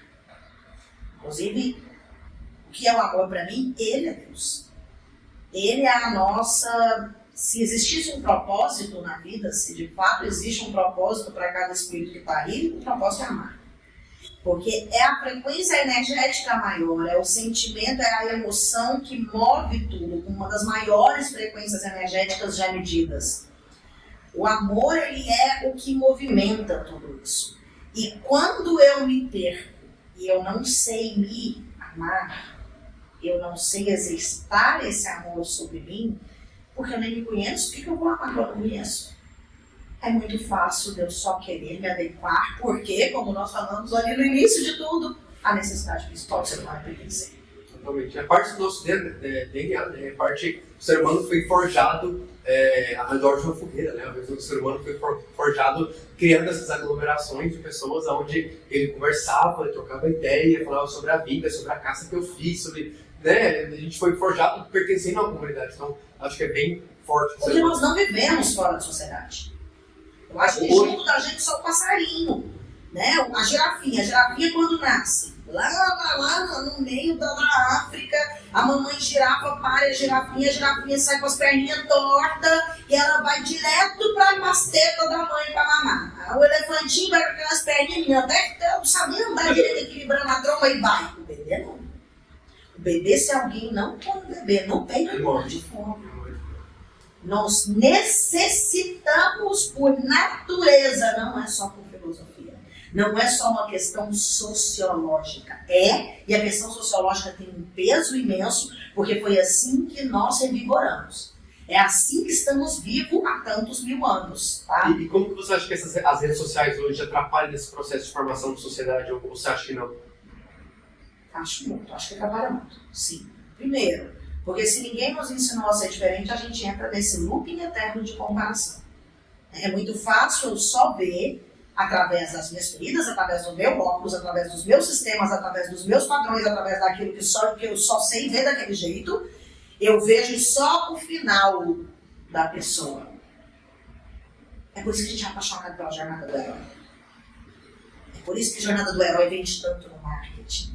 É por isso que a jornada do herói é tão boa nos filmes. Por isso que a gente é apaixonado na jornada do herói. Porque a gente quer respostas. A gente gosta de ver a luta daquela pessoa. A gente quer ver, não é que a gente quer ver o sofrimento de alguém, a gente quer ver o que ele fez, o que ele aprendeu. Então, como que as redes sociais atrapalham nisso? É porque, primeiro, número 1, lembra aquela frase que ficou famosa um tempo? Precisamos falar sobre depressão. Precisamos falar sobre ansiedade. Precisamos falar sobre narcisismo, precisamos falar sobre relacionamentos tóxicos, precisamos falar sobre racismo, precisamos falar sobre discriminação, sobre homofobia, precisamos falar sobre machismo.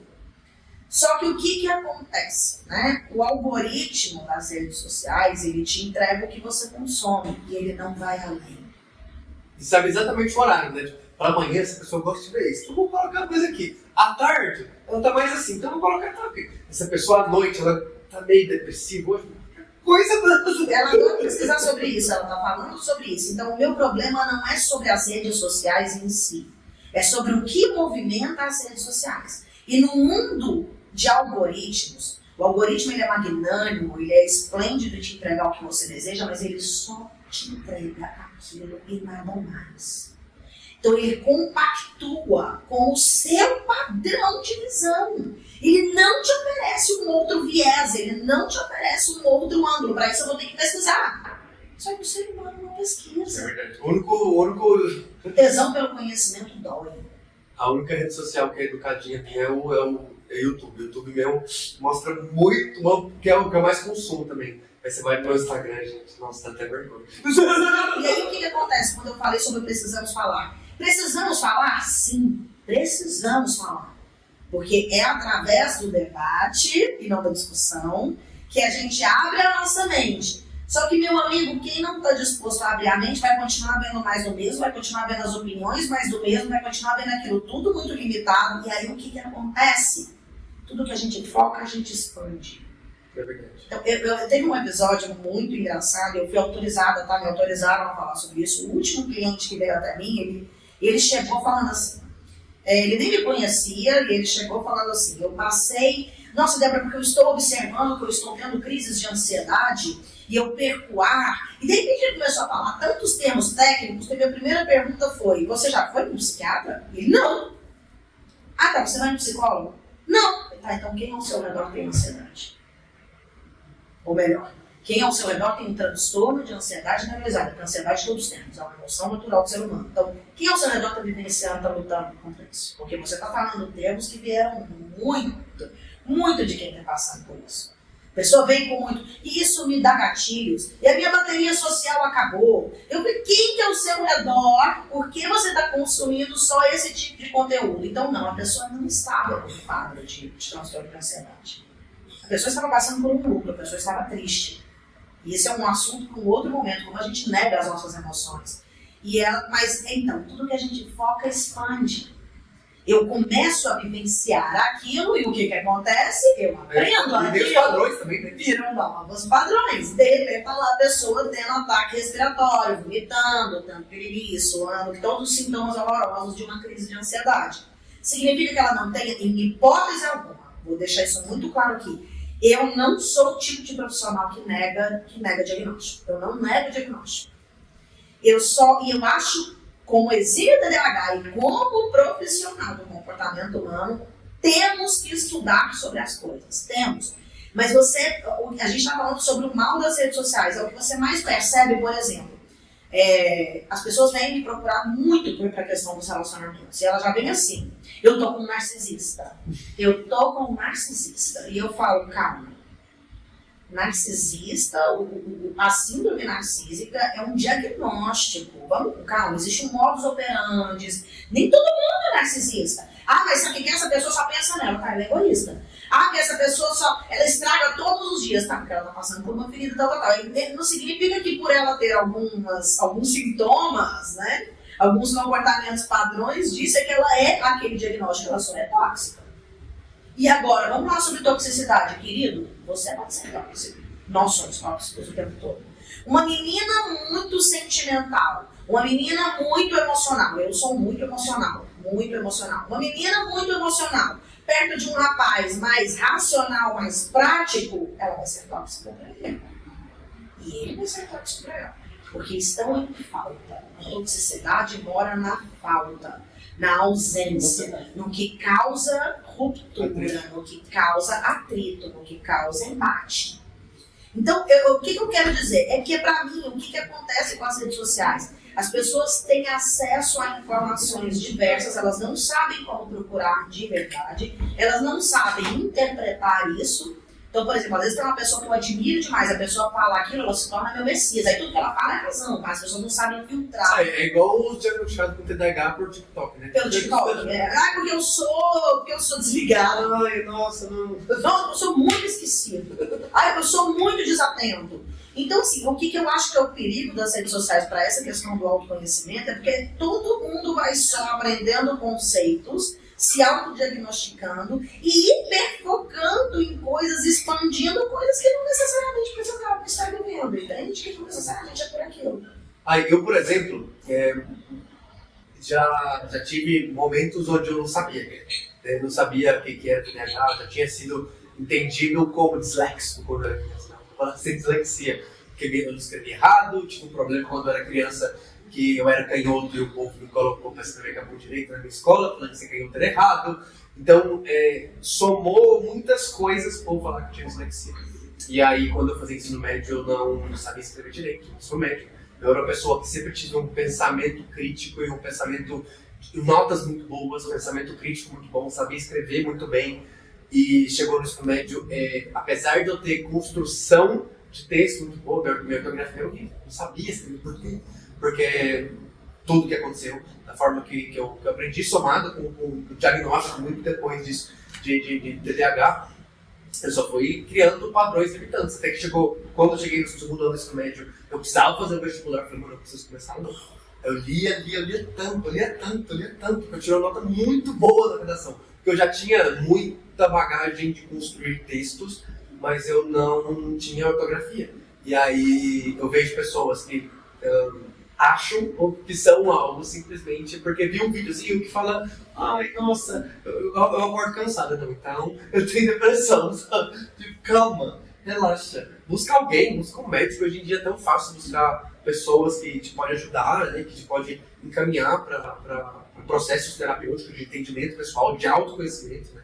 Existem várias formas. Eu, por exemplo, trabalho com tarô, e uma pergunta que até surgiu na minha cabeça, quando eu faço tarô, às vezes eu sinto muito que cada leitura que eu faço eu ajudo muitas pessoas, assim, eu ajudo muito a pessoa a entender uma certa fotografia dela, assim, no momento que ela está. E grande parte das vezes, quando eu faço leitura de tarô para mim, uma cura pra mim também, sabe? Uma forma de eu estar ajudando alguém a se curar e, de certa forma, eu também estou me curando e reafirmando esses padrõezinhos que eu vou fazendo na minha cabeça. Como você sente em relação a isso? Você teve pessoas na sua vida que você tratou e que você falou, mano, essa pessoa também me ajudou, sabe? Da mesma forma que eu ajudei ela, me ajuda. Sempre que eu faço, não sempre, mas quase sempre que eu faço a leitura de tarô, eu sinto muito isso. Como você se sente em relação a isso? Sempre. Isso acontece sempre. Todo relacionamento é uma troca. Um dos maiores desafios do terapeuta, do psicólogo, é que ele é colocado num altar, né? Onde ele não tem problema, onde ele não tem vida, onde, inclusive, esses dias, assim, aconteceu um episódio na minha vida que, num jogo muito sujo, utilizaram isso contra mim. Como que você vai poder ajudar alguém se você tem tantos problemas? O meu papel nunca foi retirar os problemas da vida de ninguém. Foi ensinar essas pessoas a lidar com elas. Então, se existe alguém que pode ensinar alguém a lidar com os problemas, é quem já passou por muitos. É quem tem muitos. Isso acontece o tempo todo na minha vida. Eu me curo através das pessoas.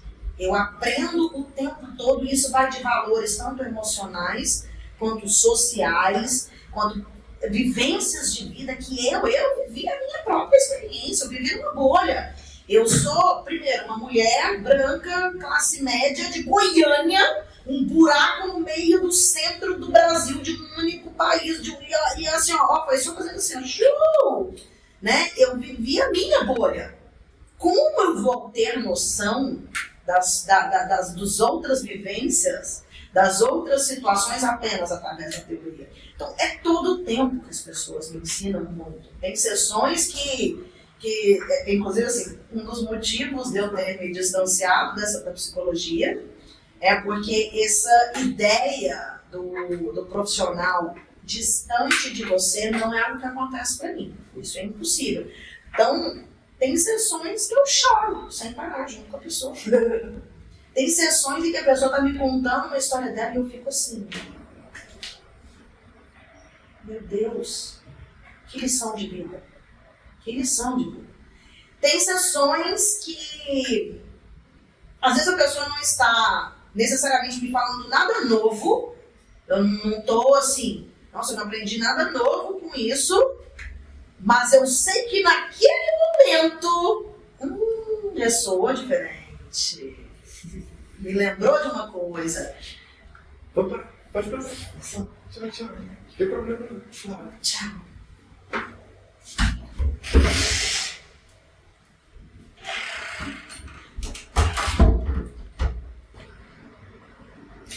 Uma das leis inegáveis é a lei do espelho. Nós estamos vivendo em eternas projeções, tá? Eu estou sempre me projetando em algum momento ou sendo projetada em algum momento. Eu estou sempre projetando as minhas dores, as minhas visões, os meus traumas, os meus aprendizados, e estou sendo projetada a todo momento. Então, assim, é muito mais do que comum eu estar numa sessão com alguém e aquela pessoa estar me ensinando de volta. Mesmo assuntos em que eu já tenho visto várias vezes, eu já tenho passado, mas naquele momento, até porque nunca é o mesmo rio que passa pelo mesmo ponto, né? Eu nunca sou a mesma pessoa de ontem.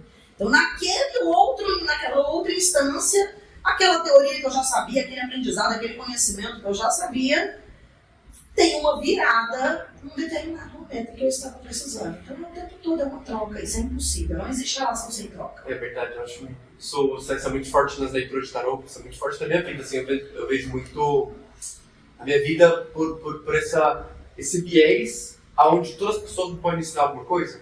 Quando eu fui para Chapada dos Veadeiros, eu tive umas experiências muito interessantes de sentar na calçada e conversar com um homem que eu nunca tinha visto na vida. Tipo assim, você olha pro cara, você fala, mano, as pessoas, como não escutaram essa pessoa falando? Eu fiquei 1h30 sentado na calçada, conversando com um homem que é morador de rua, que tem tanta coisa para falar que eu tenho certeza que em faculdade o povo não conversa. Tanto conhecimento de vida, tanto... Nem sei qual que é o background dele, sabe de onde ele veio, mas... Mano, tipo, foi uma coisa que eu falei, mano, obrigado.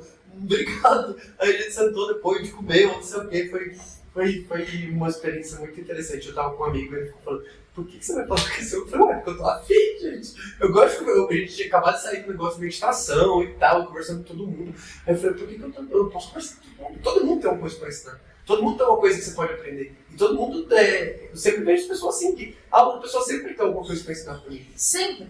Nem que seja o que não fazer. Né? Mesmo que seja assim, eu discordo completamente do seu ponto de vista. E você acabou de confirmar pra mim que eu discordo. Isso pra mim é bizarro. Então ela tá contando uma coisa e você fala assim, tá bom, não é nem sobre discordar ou não, mas onde você chegou eu não gostei. Então o resultado disso eu não quero pra mim. Como você chegou nesse ponto de vista? Só me explica. Como você... eu, por exemplo, como eu falei no meu YouTube, eu escuto muito sobre política, eu gosto muito de entender sobre política global. E eu escuto do ultra-esquerda, ultra-direita, falando, mano, isso é importante no meu ponto de vista, escutar todo mundo. E claro que tem coisas que eu vou olhar e falar, também, mano, como que essa pessoa tem coragem de abrir essa boca pra falar isso? Mas pra mim é importante eu ter, o que o dono de cá tá falando, o que o dono de lá tá falando, vamos tentar encontrar o que eu penso sobre isso, tentar formar a minha própria opinião, e eu levo isso muito em geral, assim, na minha vida. Agora, já a gente encaminhando pro final, eu queria te perguntar uma coisa. Por exemplo, imagina que você tem uma chave mestra e pode deixar uma mensagem para alguém que vai te escutar. Uma mensagem que daqui muito, muito tempo alguém vai escutar essa mensagem e ajudaria essa pessoa em um processo de autoconhecimento. Que mensagem você deixar? Nossa, que ajudaria ela no processo de autoconhecimento?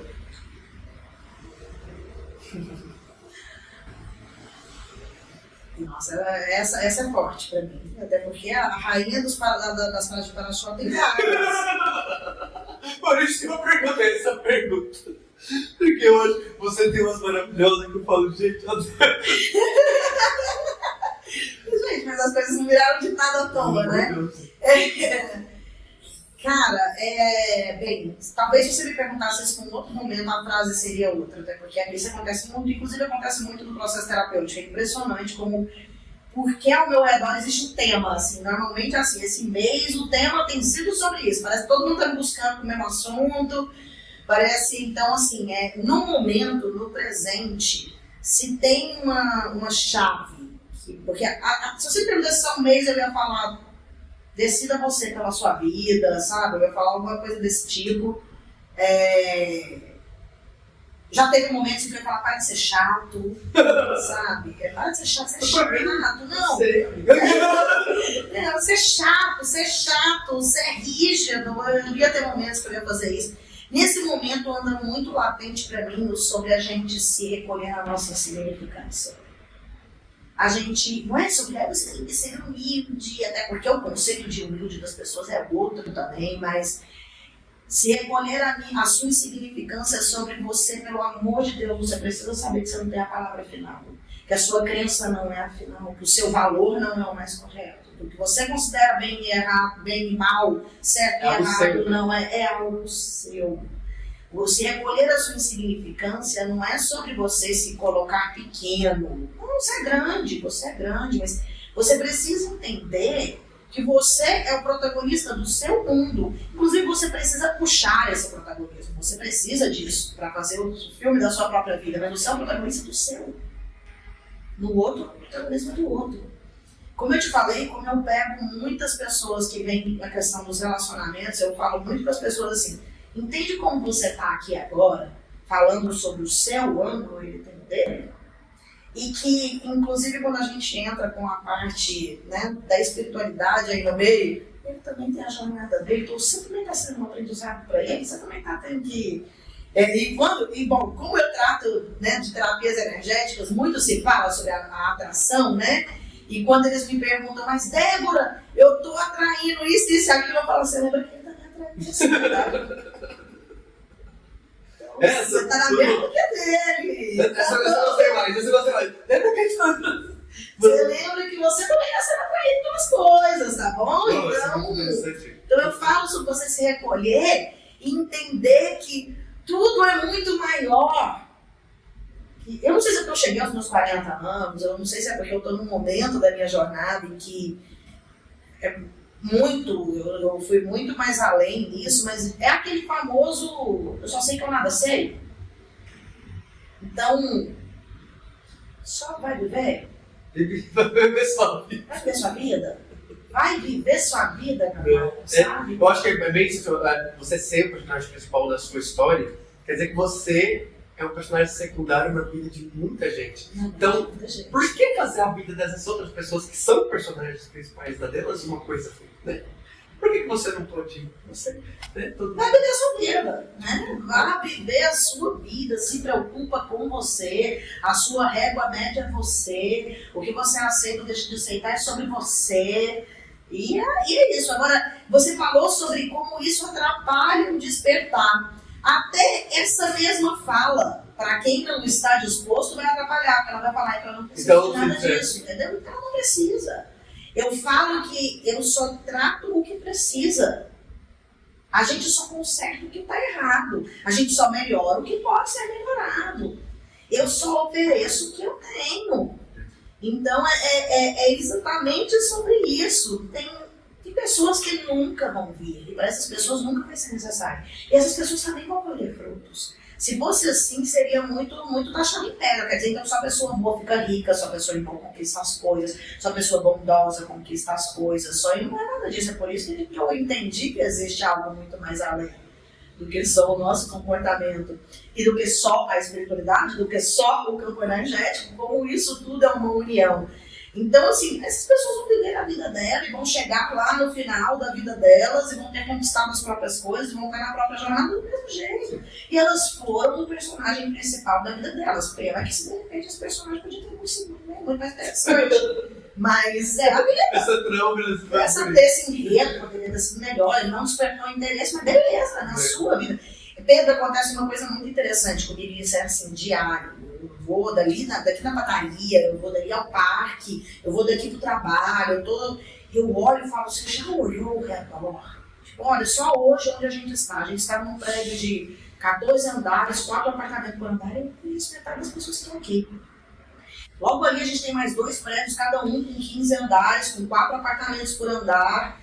E aí eu fico olhando e pensando, gente, nossa, eu já falei isso tanto. Que loucura! As pessoas estão vivendo. Nossa, e elas estão nesse momento, uma pessoa pode estar chorando e pode estar vendo o fim do mundo e pode estar passando por um problema. E a outra pode estar ali, né? E aí eles estão sobre o núcleo deles. E essas pessoas provavelmente eu nunca vou ver, quem dirá conhecer. Elas não sabem que eu existo. Eu não sei que elas existem. E a vida vai seguir para elas e para mim do mesmo jeito, entende? É verdade. E qual projeto você está agora? Como que as pessoas te encontram em redes sociais? Que a gente falou um pouquinho mal, mas que é importante. Não, é a ferramenta do meu mundo, né? É a praça. É do mesmo jeito que os nossos rituais, que são ferramentas. Isso é muito importante a gente dizer, né? Eu acho até que talvez eu tenha falado de forma muito superficial e muito filosófica sobre tudo e não ido tão a fundo. Para você ter resposta, você tem que me procurar. Então, mas você me encontra no Instagram hoje. A página é Débora Bittar Healer. Hoje eu ofereço sessões apenas online. Vai chegar o dia, pessoal, tá lá no meu mural de visualização, que eu vou ter o meu espaço. Eu tenho meus sonhos e eu tenho um sonho de ter um ambiente mesmo, né?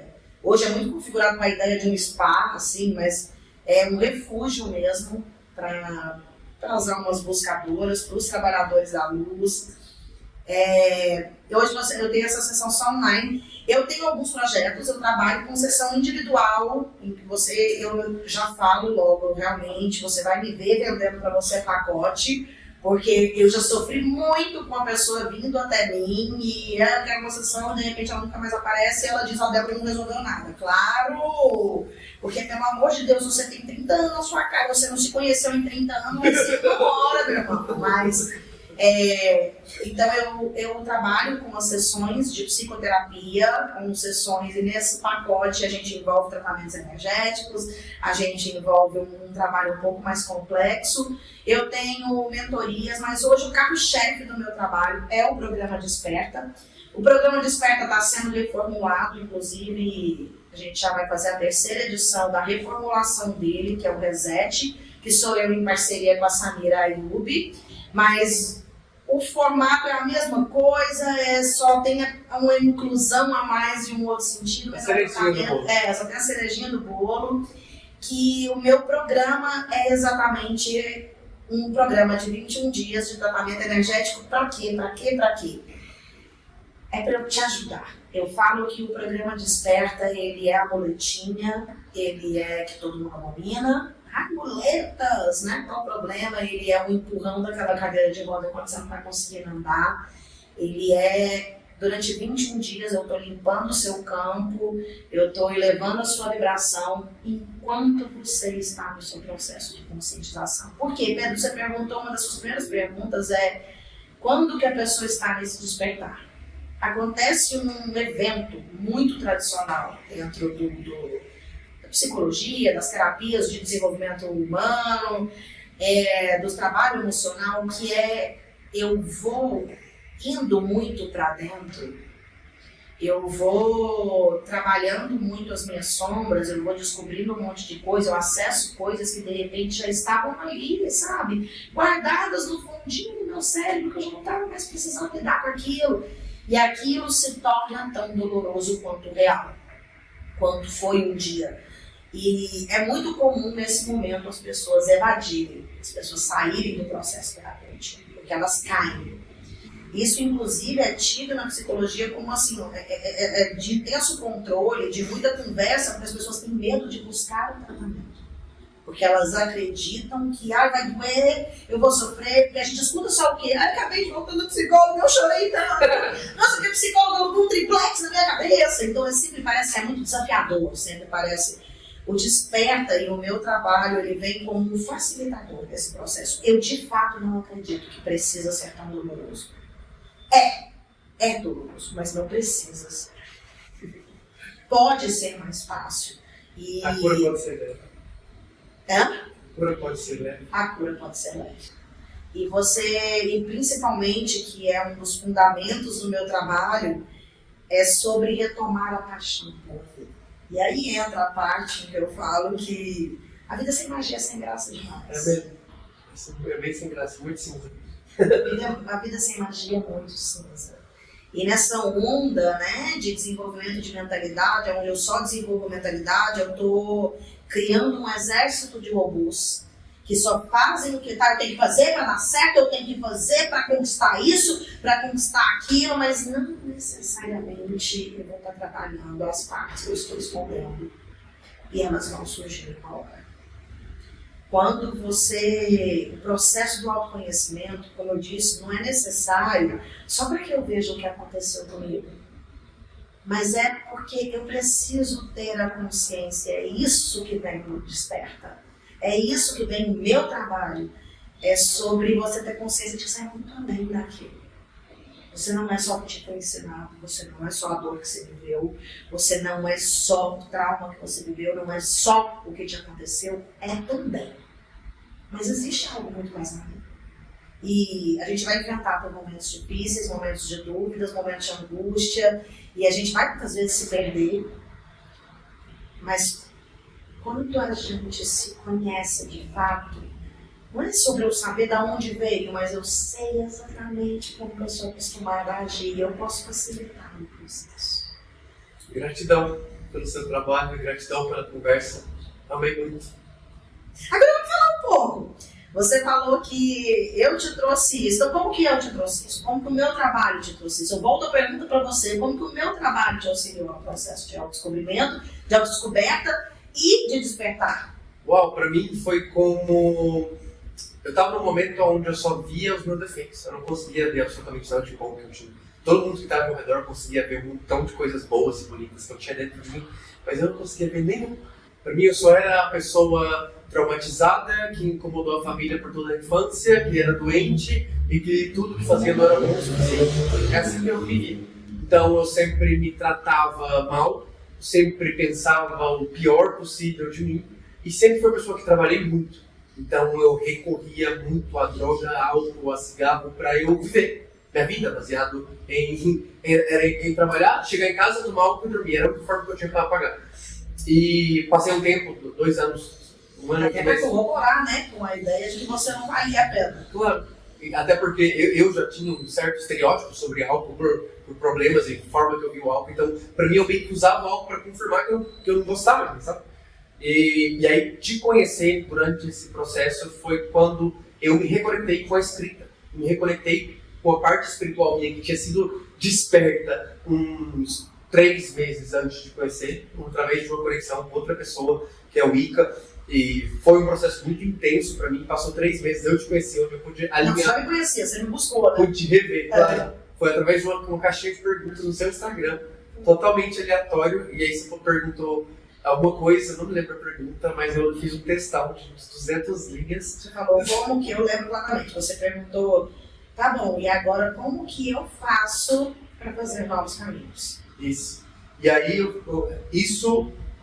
primeiro que a reprogramação, não sei se é assim que eu chamo, mas as sessões de teta, por exemplo, é muito bizarro. Assim. É algo que eu recomendo a todo mundo fazer, é algo muito intenso, muito forte. Você encontrar partes suas que você achava que não existiam. Você reencontrar, porque a gente nunca está de verdade com ninguém. Você a gente não vê ela no meio da escuridão. Né? A gente passa durante a nossa vida, eu passei durante a minha vida preso nas minhas sombras e não conseguia superá-las. Eu vivia preso nas minhas sombras, eu não conseguia ver nada além delas. E eu acho que fazer os tratamentos com você foi justamente encontrar a luz que eu não vi dentro de mim. E ela cresceu, e cresceu, e cresceu. E agora a sombra da minha vida segue sendo parte de mim, mas não como algo que já não toma conta do que eu falo, do que eu penso, do que eu ajo, como eu ajo, por que eu ajo. É algo que existe como algo que eu tenho que aprender. Coisas que eu preciso melhorar, coisas que eu preciso crescer e me transformar na pessoa que eu quero me transformar, que eu estou me transformando. Eu acho que é assim que você me ajudou, de encontrar a luz que eu tinha dentro de mim, que estava tão pequena, talvez, que eu não conseguia ver, ou que estava tão grande que a sombra dela te acompanhava no seu tamanho e não me permitia ver. Então acho que foi por aí. Principalmente através de teta, principalmente através de me reconectar, meio que, entre aspas, ninguém força nada a ninguém, me forçar a voltar a escrever, e indicar caminhos. Por que você não escreve sobre isso?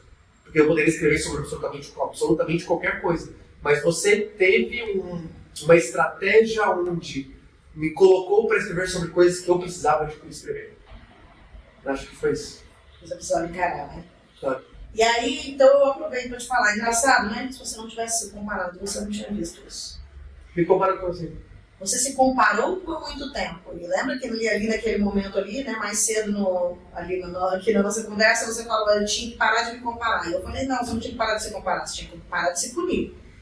Se você não se comparasse, se você não visse, porque primeiro a gente sai do seguinte, eu só sou capaz de ver no outro o que existe em mim, né? Eu não vejo no outro o que não tem em mim. Então, se você não se comparasse, você disse, agora na sua frase foi, eu via que as pessoas tinham um monte de coisa boa, que as pessoas eram muito legais, que as pessoas tinham um monte de coisa, tinham conquistado um monte de coisa e eu não via em mim. Se você não se comparasse, você não tinha desejado chegar ali. Igual, não sei se eu concordo, na verdade. Eu não falei isso, eu falei sobre mim. Sempre foi uma pessoa muito autocentrada, muito pensada em mim. Eu nunca fui uma pessoa que... Até um certo defeito, digamos assim mesmo. Eu não penso muito no outro. Agora. E eu nunca... Não foi algo normal em mim pensar muito sobre outras pessoas. Eu sempre pensava em mim como pior que outras pessoas. Se comparando. Será? Se eu sou pior que ele, eu estou me comparando. Faz sentido, pode ser. Mas Só porque a visão é egocêntrica, só porque a visão está voltada para si, supostamente perguntar, mas não significa que você não está deixando de se comparar. Eu sempre fui uma pessoa muito caridosa, que gostaria de ajudar pessoas, e sempre, e se eu falar que eu sou egocêntrico, é no ponto de vista de análise. É de análise. Tipo assim, de analisar. Analisar. Porque eu nunca... Não era normal pra mim me comparar com coisas boas, pode ser, por exemplo. Pode ser que seja por aí mesmo. Não era normal pra mim me comparar com coisas boas. Eu sempre me comparava com a pior parte dessa pessoa. Então eu olhava pra essa pessoa e queria ser amigo, queria ser namorado, queria estar junto de pessoas que eu achava que tinham coisas que dentro de mim não funcionavam. Não era por aí. A gente se compara o tempo todo. A gente olha e fala, nossa, mas essa pessoa é tão maravilhosa, como ela é tão maravilhosa, eu não sou. Então é daí que eu falo, a comparação não é o que a gente tem que extinguir. Sabe o que a gente precisa parar? Parar de se punir, para a gente poder abrir um espaço para que você escolha, como você escolheu, alcançar tudo aquilo que você desejava e ver nos outros no que você, entende? A comparação é necessária sim. Se eu não olho para o outro, pensarei sobre, vou pensar sobre, mas não concordo ainda. Eu deixo de ver no total, eu deixo de ver o que tem de bom também. Claro. entende? O que eu preciso é parar de me punir. Eu preciso eu vejo muito, por exemplo, eu me comparo muito, hoje em dia eu me comparo muito comigo mesmo. Essa comparação que eu faço, eu não sou uma pessoa que eu pode muito que como tal pessoa se comporta com tal momento. Eu falo, por que isso é análise, na verdade você está errando os termos. Isso não é comparação, é análise. Eu ficar vendo, o fulano age de tal jeito. Você está mais preocupado, senão eu não sou tão julgador, eu não estou ali analisando o comportamento do outro. Também acho que eu esqueço. Mas a comparação existiu no momento que você disse. Quando você voltar seu vídeo, você vai ver. Eu via sempre os outros fazendo um monte de coisa boa, conquistando, e eu não. Eu me achava muito ruim, eu me achava muito pequeno. Aí você diz, a minha visão era autocentrada. Sim, era autocentrada. Eu me achava muito ruim, eu não estou nem aí se o outro. Mas eu me achava muito ruim perante aquilo que eu vi do outro. A comparação existia. Se ela não existisse, e a gente não tivesse feito o trabalho ali, você não tinha aberto espaço para chegar naquilo que você admirava no outro, entende? É isso que eu estou falando, porque na verdade a gente tem muito medo das palavras. A gente tem muito medo das palavras. Então, não, meu Deus, a primeira coisa que você respondeu, mesmo depois de eu ter falado isso mais cedo, é quando eu falei, era egocêntrico. Não, nunca foi egoísta, eu sempre me preocupei com o outro. Eu não falei que você deixou de se preocupar com o outro. A visão analítica era egocêntrica. Eu sou o centro. Totalmente, e analisando. Eu sempre falei sobre isso. E analisando. Apesar de ser uma pessoa caridosa, apesar de ser uma pessoa que gosta de ajudar pessoas, eu sempre fui uma pessoa que pensei muito mais em mim que em outros. Eu sempre fui um pouco assim. Tô aprendendo agora mais a viver em sociedade, sabe? Tipo, aprender a estar com mais pessoas. Porque pra mim, primeiro que é cansativo mentalmente. Às vezes eu tô em conversas com um monte de gente, eu acho tão maravilhoso, mas chega um momento que eu simplesmente falo, não consigo mais, gente, muito obrigado, até logo. Minha cabeça, eu não consigo, assim, minha bateria social acaba totalmente, e aí chega um momento onde eu começo a ficar tenso e começo a não escutar simplesmente o que está acontecendo. Principalmente quando eu tô com duas pessoas, eu fico, nossa, eu mais uma pessoa, eu mais duas pessoas, eu fico o dia inteiro conversando. Mas se tem muita gente, eu tenho tanta coisa para entender, para processar, e eu moro na Espanha, imagina eu fazendo isso em espanhol, aí chega um momento que eu falo, gente, é isso. Vocês têm duas opções, eu vou estar aqui com um poste, ou vou recolher ele. Mas é por aí. Entendi. Obrigado.